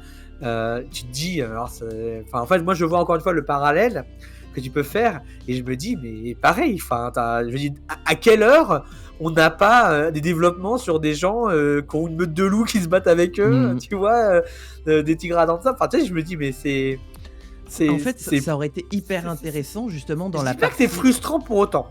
Non, parce que c'est quand même. Enfin, on a quand même des éléments qui font que c'est pas frustrant. Mais franchement, ouais, ça pourrait flirter un peu avec la frustration en vrai. Non, ce qui aurait Ouais. été intéressant, enfin là du coup c'est un petit peu bah, de toute façon le tome est écrit donc on le changera pas, mais pour la suite un petit conseil à donner à Mérima, ça aurait été justement de parler de ça dans les chapitres dédiés, de rajouter 2-3 lignes par-ci par-là dans les chapitres au début sur les barbares en disant bah voilà il y a une communion avec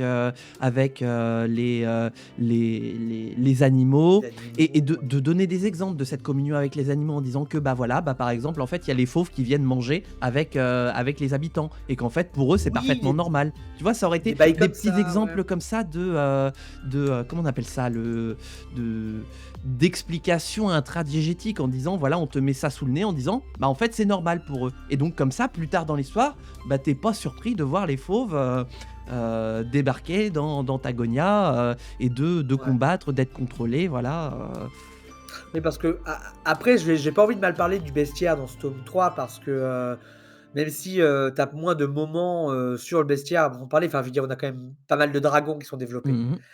Mais ça, on en parlera plus tard. En tout cas, pour vraiment, là, je vais pas en dire plus sur ce moment-là. Moi, effectivement, tu as raison sur un point. On va pas réécrire l'histoire, ça sert à rien. Mhm. Je vais juste dire, moi, je vais juste dire un truc, c'est qu'effectivement, j'espère qu'on aura. Alors, je sais pas si ce sera forcément soit un truc d'histoire, mais même soit un truc. euh, Pourquoi pas juste du lore, tu vois, des éléments de lore. 10 pages sur les barbares, leurs pratiques. Bon, évidemment, je lui demande pas d'inventer un langage, même si je note que à la fin du tome 2, il y a une Oui. phrase Mhm. ou deux en barbare, Mhm. et je lui ai posé la question, j'ai dit, mais t'as pensé à un langage? Elle m'a dit, non, pas du tout. Tu vois, D'accord, donc, ok. mais je lui demande pas d'inventer un langage pour autant, hein. On n'est pas obligé d'être à ce niveau-là Tout de le monde n'est pas nerdisme. Tolkien, ouais. Oui, voilà, il vaut mieux ne pas essayer d'être comme on Mhm. n'est pas. Mais par contre, je pense que elle tient un truc vraiment intéressant. Ouais. Et la deuxième question va un peu suivre celle-là. Et là, encore une fois, là pour le coup, on parle un peu plus de. Là, je vais parler de frustration, je dirais un peu de déception pour ma part. Ah. Et la question va être posée de la manière suivante. Et ma bataille finale? Elle est où ma bataille finale? Ah, j'avoue que, bah justement, j'en parlais dans la zone no spoil en disant que patatras, on a une conclusion à laquelle on ne s'y attend pas.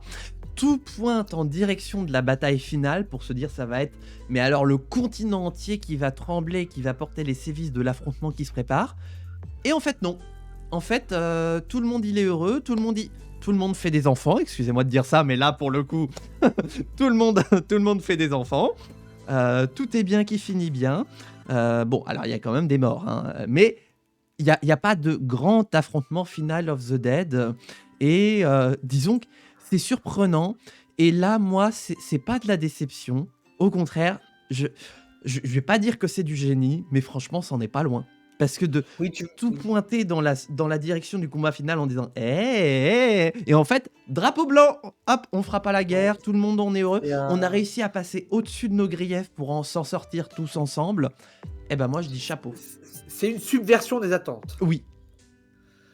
Alors moi, à titre personnel, je vais juste dire pourquoi est-ce que à mon sens, c'est une déception, une frustration et j'en ai parlé à Merima.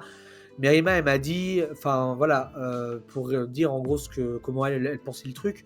Elle m'a dit: «Bah, j'en avais déjà fait dans le tome 1, dans le tome 2 et en fait pour elle, les gros combats, ça annonce un tome d'après, un tome qui Ah. vient après» et en fait, elle a dit: «Bah, il y aura pas de tome après, donc je voulais pas refaire un autre gros combat». Mmh.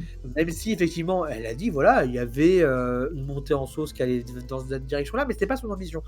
Moi, je lui ai juste dit ça comme ça. Je trouve que Merima écrit très bien les scènes de combat, qu'elles sont très cool et je lui ai juste dit, après c'est strictement, c'est con ce que je vais dire, et c'est strictement, comment est-ce qu'on dit? Spéculatif. Mmh. Je lui ai dit: «Si tu avais voulu l'écrire cette scène, je suis sûr qu'elle aurait été géniale» et elle m'a dit: «Oui, mais le truc, c'est que je voulais pas l'écrire et si je veux pas l'écrire, bah, s'il me fait chier à écrire une scène, elle risque de pas être bien parce que j'ai pas du plaisir à l'écrire, OK, quoi». ouais. Mmh. Donc ça a aucun sens de dire: «Ah, il manque cette scène-là, en fait».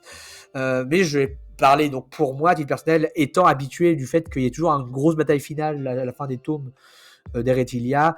J'en espérais une, Mmh. elle n'a pas eu lieu et pour le coup, ce qui m'a un peu plus frustré, c'est le fait que ça se conclut d'une manière très Eretilia, c'est-à-dire avec une daronne qui engueule ses enfants et moi, en fait, encore une fois, mais ça me pose un peu problème. Je veux dire, quand tu mélanges des enjeux politiques, de guerre entre des nations et cetera et que tu règles un peu l'histoire par, vraiment un truc de maman est rentrée et les enfants arrêtent de s'engueuler.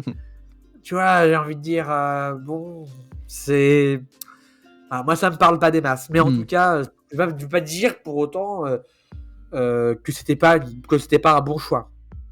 Bah, en tout cas, Non, c'est sûr j'irai que pas dire c'était que c'est pas un bon surprenant choix. et franchement, là, j'applaudis ce retournement de situation, parce que fallait l'oser, quoi, en vrai, à partir du moment où on cultivait le truc. Et je rejoins entièrement ce que tu dis. Merima sait très bien écrire les scènes de combat, ce qu'il se passe dans la capitale, piégée sous son dôme de glace entre les résistants et les barbares. Mais bon sang, on s'y accroche, hein, on vit ce qu'ils vivent, on est accroché, on est angoissé, on ne sait pas quelle tournure ça va prendre, voilà, on ne sait pas qui est capable de quoi. Enfin, la tension est à son maximum, les escarmouches sont mortelles, les affrontements sont dantesques. Voilà, enfin vraiment, c'est très bien écrit là-dessus. Et donc, c'est peut-être pour ça là-dessus que finalement, j'ai pas cette déception-là, puisque techniquement, alors on n'a pas eu le gros combat final, mais qu'un combat, il y en a eu. Et en fait, c'était d'Antagonia. Et que pour moi, on va dire, j'ai eu mon comptant de sang versé, même si moi, hein, une goutte de sang et je suis dans les pommes. Donc, c'est dire à quel point j'ai pas besoin de beaucoup de sang. Voilà. Oui, voilà, mais je voulais juste revenir là-dessus. Alors bon, c'est bien que enfin, en tout cas, on est d'accord sur le fait qu'il y a une subversion des attentes, mais Mm. pour autant, ça veut pas dire heu, que c'était un mauvais choix, Mm. évidemment. Puis là, c'est vraiment intéressant de vraiment avoir pour le coup, parce que ça faisait longtemps que ça nous était pas arrivé de pas être d'accord comme ça sur une direction prise par l'autrice. Ouais. Voilà, un peu En comme même temps, là, justement on est pardon, je moi de te un couper, peu pardon. comme justement avec Meridan, où toi tu Oui. le vois vraiment en PNJ secondaire de seconde zone, où moi je le vois véritablement en presque perso principal. Et ça faisait longtemps qu'on n'avait pas eu justement des points comme ça, où on a des avis divergents. Je trouve ça vraiment très intéressant. Oui, en même temps, là, depuis tout à l'heure, nos avis convergents, c'est sur le fait qu'on aurait voulu en voir plus. Ouais, C'est pas non plus, ouf, tu vois, comme avis. On arrive sur la ça a 20e quand même le question et mérite ce d'être sera là. pas la Moi, dernière. j'aurais pu te dire non, je trouve que on en savait suffisamment. J'aurais pu avoir cet avis-là de me dire non, mais moi j'ai eu mon content. Ça aurait été Bah, moi, je possible. trouve que mon avis global qui est: «Ah, j'aurais voulu en voir plus», c'est pas un avis très C'est ni très précis, ni très précieux, ni très voilà, ça c'est pas très intéressant comme avis. Oh non, là tu te Heu, dévalues parce qu'en plus non, non. avec tes questions, tu es capable de dire justement sur quel point tu considères que, on pourrait retravailler, approfondir, améliorer. Donc non, non, non, au contraire, ça c'est en plus pour Mérima, ça c'est de l'or en barre justement pour qu'elle puisse s'améliorer en tant Ça, ce que sera à elle d'en juger en productrice, tout cas. Alors je vais à la question, 20. Ah donc Torgal déjà et bientôt Edia fini? et ouais, ouais. Torgal et Ediar, une représentation saine du couple gay? Oh! Oh là là, bah voilà, mon encre qui m'a permis de m'accrocher à Eretilia tome 3, la relation entre Torgal. Alors, pareil, encore une fois, c'est moi qui dois être dyslexique sur les bords. Moi, je lis Eidar. J'essaye de retrouver son nom, voir vite fait. Mais moi, j'écris ça Eydar. Ouais, c'est ça. Mais ça se trouve, c'est l'inverse, c'est Ediar. Oui, c'est Ediar, Edyar. Bon, d'accord, très bien. Donc, Après, j'ai faudrait encore que fait je un me épisode de retrouve. dyslexie. Ça m'arrive, hein, voilà. Ça m'est arrivé, ça m'arrivera par la suite. Moi, franchement, j'ai adoré. Et justement, par rapport à ce qu'on avait dit au débrief d'Eretilia tome 1, où en voyant que la seule relation gay, entre guillemets, parce que c'est Ouais, très ouais, ouais, ouais. grossir le C'était tableau, oui, oui, oui. c'était une relation malsaine. Là, en fait, on a une relation qui part mal, mais qui donne les occasions de se rabibocher. Et justement, j'étais là, moi, à chaque chapitre, en disant mais faites des bébés, embrassez-vous, prenez-vous dans les bras. Bref, j'en pouvais plus, quoi. Et à la fin, ça finit bien. Oh là là là là là là, putain que j'étais content. Là, vraiment, pour le coup, j'étais hypé, saucé comme jamais. Ah, la relation entre Torgal et Edia. En plus, je l'ai, pour le coup, alors ça, c'est vraiment le truc où d'habitude, je le vois jamais venir.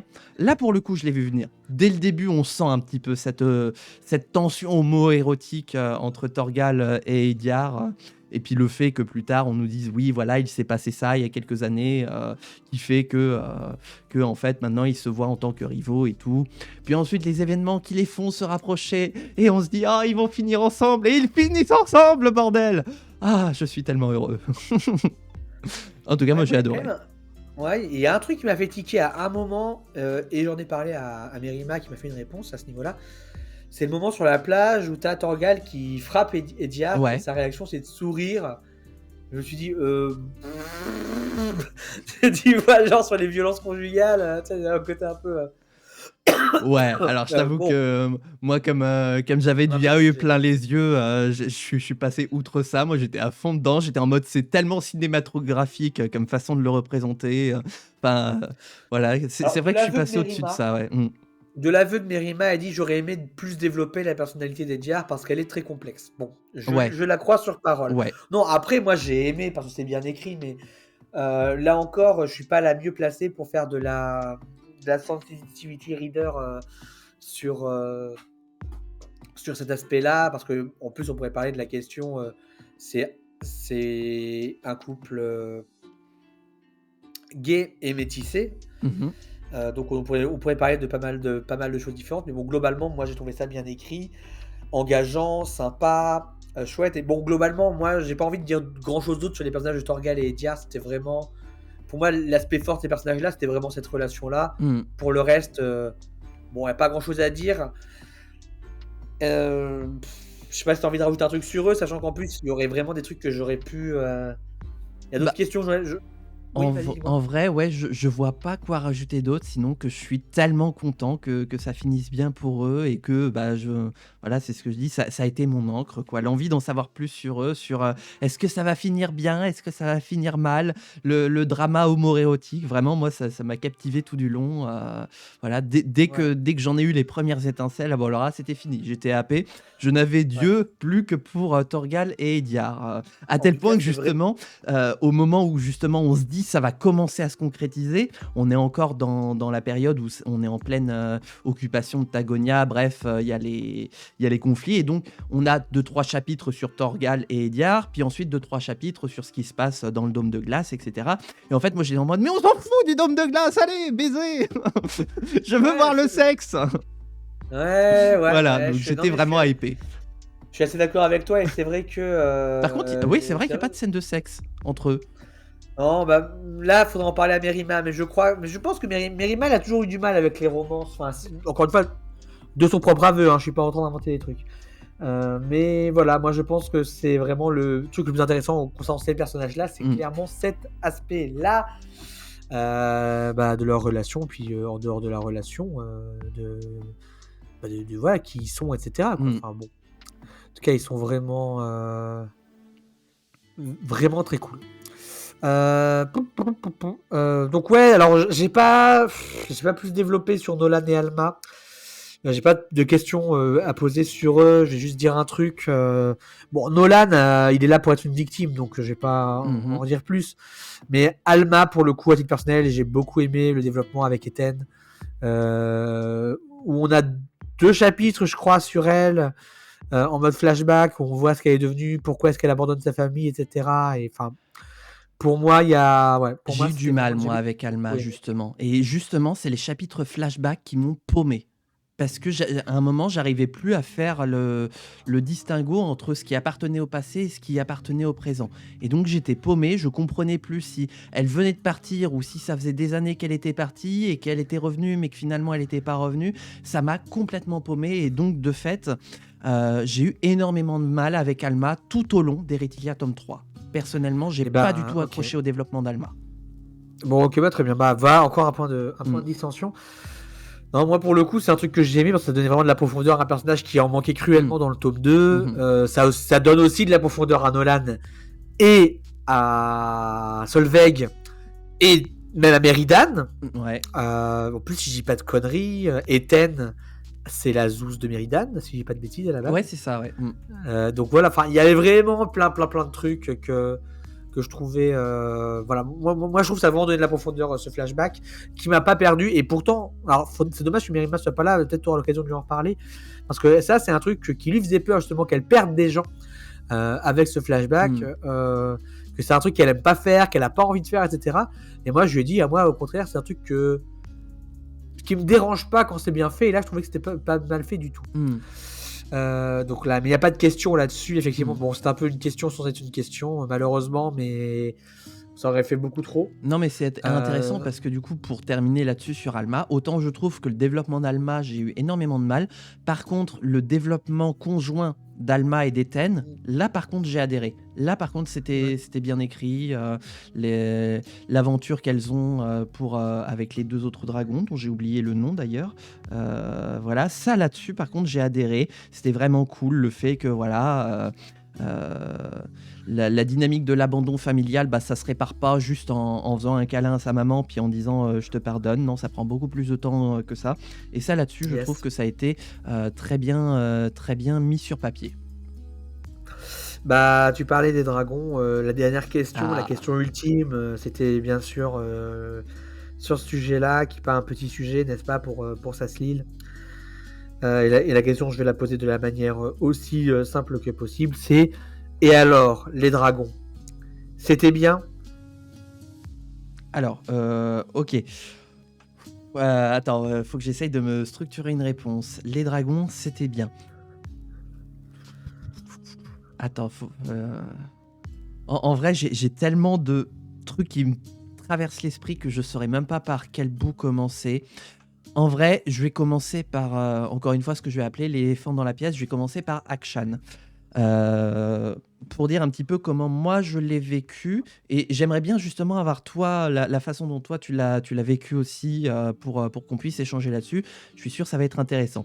Akshan, j'ai compris Oui. vachement tardivement vers quoi on allait. Genre, jusqu'au moment de la transformation de Solveig, j'avais pas fait le rapprochement. Donc clairement, là, pour le coup, j'ai retrouvé un Le petit peu rapprochement entre quoi et quoi? De quoi? Le rapprochement entre quoi et quoi? Entre Solveig et Akshan, mère des dragons. D'accord. Moi, en Vas-y, vas-y, fait, je j'ai t'écoute. j'ai vraiment vu, comment dire, Akshan, surtout dans la façon dont les rêves étaient décrits et écrits. Je voyais vraiment une sorte d'anti-Enora, en fait, qui s'incarnerait sur Terre. Un petit peu comme il y a Dieu et le démiurge dans les leçons du manichéisme. Allez voir le React pédagogique numéro 5 qu'on a fait, où j'ai appris énormément de choses sur moi-même. Voilà, ça va être très intéressant. Voilà. Mais donc du coup, moi j'ai vraiment cru que tout du long, ça va être une sorte d'anti-Enora qui va s'incarner sur Terre pour détruire pour de bon l'héritage des dragons. Donc je me suis dit, et en plus ça allait dans la direction du combat final qu'on nous vendait, en mode oh là là c'est la fin du monde, l'anti-Enora qui s'incarne sur Terre. Et puis là d'un coup, non c'est tout l'inverse. C'est un aspect d'Enora finalement qui s'incarne sur Terre, la mère des dragons, la capacité pour les dragons de pouvoir avoir des œufs et donc de pouvoir les faire éclore. Et c'est hyper intéressant parce que ça, je ne l'ai pas vu venir et ça m'aurait jamais traversé l'esprit qu'il y ait une sorte de matrice des dragons et que les dragons ne soient pas, entre guillemets, sexuellement reproducteurs. J'entends par là que on met la lettre dans la boîte et puis ça fait une facture. Voilà. Ok, d'accord. Voilà, la comparaison est foireuse, mais c'est pas grave. Encore une fois, j'assume tout. Voilà. Donc Ça a c'était pas l'air intéressant dans l'idée de développer Akshan comme matrice des dragons, comme quoi elle est capable de faire ses œufs toute seule et de les faire éclore toute seule, et que en fait les dragons, ils n'ont pas cette question-là à s'occuper de la question de reproduction. Et ça permet en fait de répondre à toutes les questions qu'on se posait sur les œufs de dragons. Est-ce qu'ils sont encore vivants? Comment est-ce qu'on fait pour les faire éclore? Toutes ces questions qu'on se posait depuis Erethilia tome 1 finalement, et qui trouvent leur résolution avec Akshan. Mais du coup, toi, comment tu l'as vécu justement, la révélation d'Akshan égale Solveig égale mère des dragons? Euh, Bah déjà, mère des dragons, ok, Daenerys, encore une fois. Ah, j'ai encore pas fait le rapprochement. Euh, Bah, en fait, le fait que Solveig fasse des rêves sur Akshan, je voyais qu'il y avait un lien entre les deux, parce Mhm. que Solveig était intersexe et Akshan était multicolore. En plus, il y avait le côté où Solveig, elle savait maîtriser 3 éléments différents. Enfin, il y avait un truc qui était, de toute façon, il y avait un lien entre les deux. Après, si ça voulait dire que Solveig, elle était dragonnière d'Akshan, etc. Bon, c'était pas ça le twist, c'est que Solveig se transforme en Akshan. Moi, mère des dragons, en fait, moi je le redis, mais le côté, comment dirais-je? En fait, j'en ai parlé avec Merima. Le fait que pour moi, la maternité et en fait, in fine, le matriarcat était un des sujets de son roman, quoi. Et à titre personnel, je pense que j'aurais adoré que ce soit plus développé. Encore une fois, voilà, je suis toujours sur mes avis à la con, Mhm. genre. Je pense que ça aurait mérité d'être plus assumé, je dirais ça comme ça, en tant que thème. Parce que moi, Akshan, mère des dragons. Alors effectivement, le côté intéressant, bon, moi, passer la déception de il n'y a pas de combat et Akshan arrive pour engueuler ses enfants, il y a un moment qui est très bien, c'est l'éclosion de l'œuf de dragon. Ouais. Et en fait, le fait qu'à la fin, tu as tous les dragons qui reviennent, et là, tu comprends c'était quoi l'enjeu de la trilogie. L'enjeu de la trilogie, c'est les dragons reviennent. Les dragons reviennent après avoir été absents pendant longtemps. Mais moi, concernant c'est ce que tu as dit sur le fait que Akshan aurait pu être une anti-Enora. Bah, le fait est que on comprend pas forcément très très bien les liens théologiques entre Enora, les dragons, etc. Il y a un lien entre les deux, puisque les élémentalistes sont proches des dragons, les élémentalistes sont proches d'Enora, tu vois, il y a un Ouais. côté où on pourrait se dire, ok, d'accord, donc si c'est un dragon, forcément, c'est pas un anti-Enora à ce niveau-là. Moi, j'avais pas réfléchi comme ça, mais honnêtement, j'avais pas réfléchi tout court. Dans le sens où, non, mais c'est vrai, dans le sens où l'aspect religion, et d'ailleurs, c'est par hasard si la déesse compris, c'est une déesse. Je Mhm. reviens sur mon côté matriarcat. Pour moi, il y a vraiment un truc. Il y avait un truc. C'est la mère des dragons, c'est pas le père des dragons. C'est la déesse, c'est pas le dieu. Tu vois, il y a vraiment un côté pour moi où c'était assez évident, assez net, qu'on tendait en plus. Si tu regardes les méchants du tome 1, c'est l'Empire, c'est des hommes qui exploitent, qui sont des esclavagistes, Mhm. etc. En fait, pour moi, voilà, il y a le côté le patriarcat. Et en fait, pour moi, il y avait vraiment un truc à jouer. Et le fait que ce soit pas plus développé, encore une fois, j'en demande trop. Je sais que j'en demande trop et je sais que c'est pas forcément le but de tous les bouquins d'être exhaustif sur toute l'histoire de tout le pays, et cetera. Donc, je vais me calmer là-dessus, mais en tout cas, non, mais voilà, je vais au bout de mon raisonnement là-dessus. Hem, Moi, je pense que ça aurait pu aller, vachement plus loin, en fait, sur les implications, notamment autour du personnage d'Akshan, Mmh. qui est enfin voilà, Solveig Akshan. Je pense que ça aurait pu aller plus loin. Moi, donc, est-ce que j'irais jusqu'à dire, que je m'en suis foutu? Peut-être pas. En fait, j'attendais tout le long du tome 3, j'attendais de voir où ça me menait. Ouais. Et moi, ma satisfaction de la fin du tome 3, c'est vraiment quand j'ai vu, OK, d'accord, tant que les dragons étaient pas là, on était dans des âges sombres d'Erethilia. Le retour des dragons annonce quelque chose de, positif, quoi, tu vois? Et c'était ça le but et le thème de tout ça, de toute cette trilogie, en fait, depuis le début. Et ça, c'était pas mal, même si bon, ça avait un peu comme défaut, que tu te dis, bah, les humains passent un peu au second plan Mmh. et des fois tu te dis, bah, ils font des trucs et tu as presque un peu l'impression qu'ils le font pour rien. Mais bon, Ah, heu, c'est vrai, oui, c'est vrai parce qu'en fait, finalement, c'est une dragonne qui calme la situation, alors que les humains étaient empêtrés depuis une vingtaine d'années dans une guerre civile et puis, oui, c'est vrai que, hop, Akshan débarque, elle met une torgnole à ses gamins, puis c'est fini. Voilà, c'est vrai. ouais. N main c'est vrai que à la lueur de ce que tu viens de me dire, là, d'un coup, j'ai un déclic et je comprends beaucoup plus ce que tu disais sur le fait, cette impression de, ça se finit comme ça, avec une légère pointe de déception, du fait qu'il y ait pas eu de combat, voilà. Je comprends beaucoup plus ton point de vue, là, maintenant, à la lumière de ça. Ouais, donc les humains et les humaines ont un peu moins eu la chance de briller, quoi, Mmh. sur la fin de ce tome 3. Cela dit, bon voilà, je crache pas dans la soupe, c'était sympa. Les autres dragons étaient sympas aussi, Mmh. dragons d'eau là. Heu, Dragon de glace sympa aussi, mais voilà, moi la conclusion de tout ça, à savoir, il fallait que la maman revienne pour que tout aille bien. C'était ça un peu la conclusion finalement de l'histoire. Bon, moi c'est effectivement ce n'est pas une conclusion qui me parle. Par OK, contre, ouais. je pense que là où ça aurait été fort, c'est si on voyait le parallèle qui se serait construit entre ça et la possibilité d'un matriarcat, la possibilité d'une organisation différente, les valeurs que ça met. Aussi peut-être pourquoi est-ce que l'Empire a voulu tuer les dragons, se débarrasser des élémentalistes, tu vois? En fait, pousser genre c'est quoi qui fait si peur que ça aux gens Mmh. vis-à-vis de la magie des dragons, tu vois? Pour qu'ils en soient à ce point-là, besoin de les asservir. Tu vois, en fait, Mmh. j'aurais eu toutes ces questions-là et j'en ai parlé à Mérima.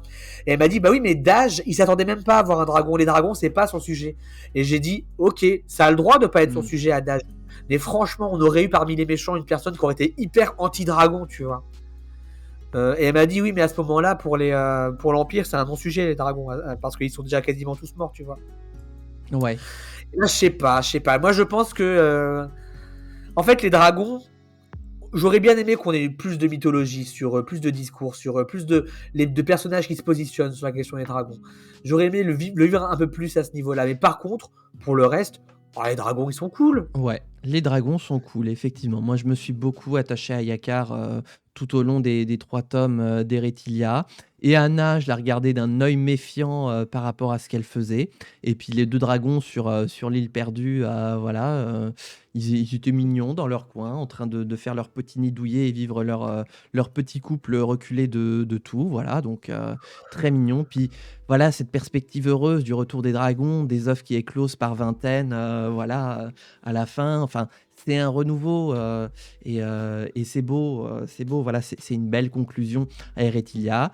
C'est un happy ending en plus dans le sens où il n'y aura pas eu besoin d'avoir des centaines de milliers de morts lors d'une grande bataille finale pour arriver à cette happy ending là. Donc en plus, il y a encore plus de survivants pour pouvoir admirer le nouveau monde qui se profile. Donc voilà, moi j'ai vraiment bien apprécié et les dragons étaient sympas. Surtout les particularités qu'ils ont tous, parce qu'en plus c'est vraiment pas genre juste c'est un dragon classique et en fait on le peinturlure d'une peinture différente et hop c'est quelqu'un de différent. Non, ils ont des caractéristiques différentes et ça en fait voilà des personnages là aussi attachants. Oui, oui, oui, parce que bon, là, c'est vrai, on peut avoir l'impression que globalement, j'ai été peut-être un peu sur ma faim ou déçu ou quoi, mais en vrai, non, pas du tout.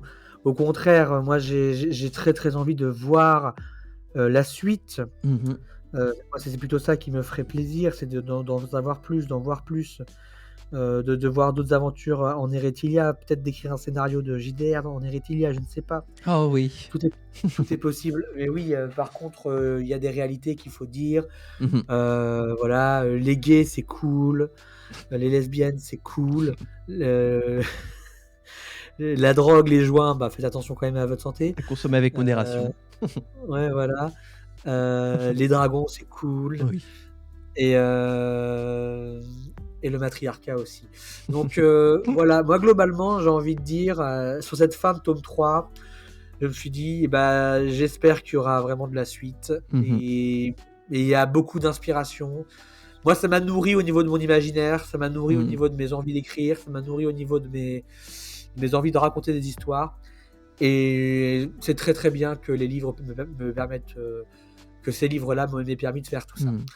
Donc voilà, moi, c'est mon avis, final sur, Ouais. Herétilia tome 3. Ben moi, je me rends compte avec tous les retours qu'on a fait à Mérima, c'est qu'en fait, avec tout ce qu'il aurait fallu rajouter, en vrai, le tome 3, il aurait fait le double de la taille qu'il fait, quoi. Donc, c'est Bah, bien triste et sûr, c'est toujours triste quand on fait du travail d'écriture, de livres. C'est qu'en fait, on est toujours à rechercher l'économie du nombre de pages, quitte à sacrifier des éléments qui seront moins bien compris, par une partie, du lectorat et voilà et c'est triste cette dynamique-là de toujours devoir, aller au serrage de ceinture, voilà, serrer la ceinture d'un point de vue rédactionnel. D'autant plus que, il faut encore le signaler, c'est que Mérima s'auto-édite. Elle n'a pas une maison d'édition derrière pour lui dire non mais c'est bon, on va arranger 20 pages supplémentaires, on a le budget pour. Non, non, tout ce qu'elle a fait, c'est avec ses propres fonds et le bien financement du sûr. public qui l'a soutenu pendant ses publications. Donc voilà, elle l'a fait avec les moyens qu'elle avait à disposition. Une conclusion qui en est malgré tout une très bonne conclusion. Des éléments qui fait qu'on reste bien sûr sur notre faim, mais j'ai envie de dire, on a tous nos attentes et je suis sûr qu'en fait, peu importe l'histoire, il y aura toujours des gens pour considérer que il y aura toujours des éléments à retravailler, qu'on aurait aimé en savoir plus et que mais finalement, c'est une sorte de volonté d'attachement aussi à l'univers, le fait d'en savoir plus. Et tout ce qu'on peut souhaiter, c'est simplement voir d'autres livres d'Erethilia, que ce soit une nouvelle trilogie ou bien des livres complètement à côté qui racontent une autre histoire. Ce qui est sûr, c'est que pour toi comme moi, j'ai l'impression de l'avoir ressenti, c'est que c'est un univers qui nous appelle et auquel on a envie d'en savoir plus. Bien sûr et comme tu l'as dit, très justement, sortir une trilogie, une saga de littérature fantasy, c'est déjà incroyable à faire en Mmh. soi, en auto-édition qui plus est. Donc tous les gens qui nous écoutent, surtout, allez au moins jeter un œil. Allez au moins jeter un œil sur le travail de Mérima, vous trouverez probablement un truc qui vous intéresseront et si vous avez d'autres suggestions de livres, n'hésitez pas à les faire, à Saslil aussi et peut-être Tout qu'on à fait, refera ouais. Mmh. d'autres, Mmh. peut-être qu'on en fera d'autres des comme ça, des petits débriefs. En tout cas, nous, on a envie de faire d'autres lives ensemble, Mmh. Carrément. vous en verrez, peut-être bientôt, la suite. Vous Moi, en aurez tout cas, je l'occasion de nous propose qu'on revoir s'arrête. collaborer. Mmh. Oui, je Mmh. propose qu'on s'arrête là pour aujourd'hui. Et bah ouais, on va couper la VOD là pour YouTube. YouTube, j'espère sincèrement que ce troisième débrief littéraire, troisième du nom, t'aura plu. Si c'est le cas, n'hésite pas à le dire dans les commentaires, hein. Voilà, on t'a posé plein de questions et j'espère que tu prendras quelques instants pour nous rédiger des commentaires. Même si c'est pas grand-chose, même si c'est juste un petit mot, voilà, c'est toujours appréciable. Je les lis avec beaucoup d'attention et j'essaye d'y répondre dès que je les vois. Donc n'hésitez pas, vous trouverez toujours quelqu'un à qui parler dans les commentaires. N'hésitez pas bien sûr à liker la vidéo pour la faire gagner en popularité, vous abonner si vous voulez en voir plus sur la chaîne et à mettre la cloche pour voir le reste du contenu que je propose, qu'il soit politique, vidéoludique ou pédagogique. Et puis bien sûr, juste avant de vous quitter, je vais vous encourager aussi à aller voir et à soutenir Bazar des Faits sur Twitch. C'est twitch.tv/Bazar des Faits. Je mettrai le lien en vrai. Je me demande si je ne l'ai pas déjà mis d'ailleurs dans les autres VOD. Mais au pire, allez voir dans la description. Vous aurez le lien pour voir Bazar des Faits, compositrice de musique et qui fait plein d'autres choses à côté qui sont vraiment cool. Voilà. Un petit mot de la fin, Merci Bazar des beaucoup. Faits? Bah, merci beaucoup pour la pub, merci beaucoup pour, ces lives, en duo, c'était très sympa. J'espère qu'on en fera bientôt et des bisous YouTube. Des bisous YouTube. Allez, à ciao.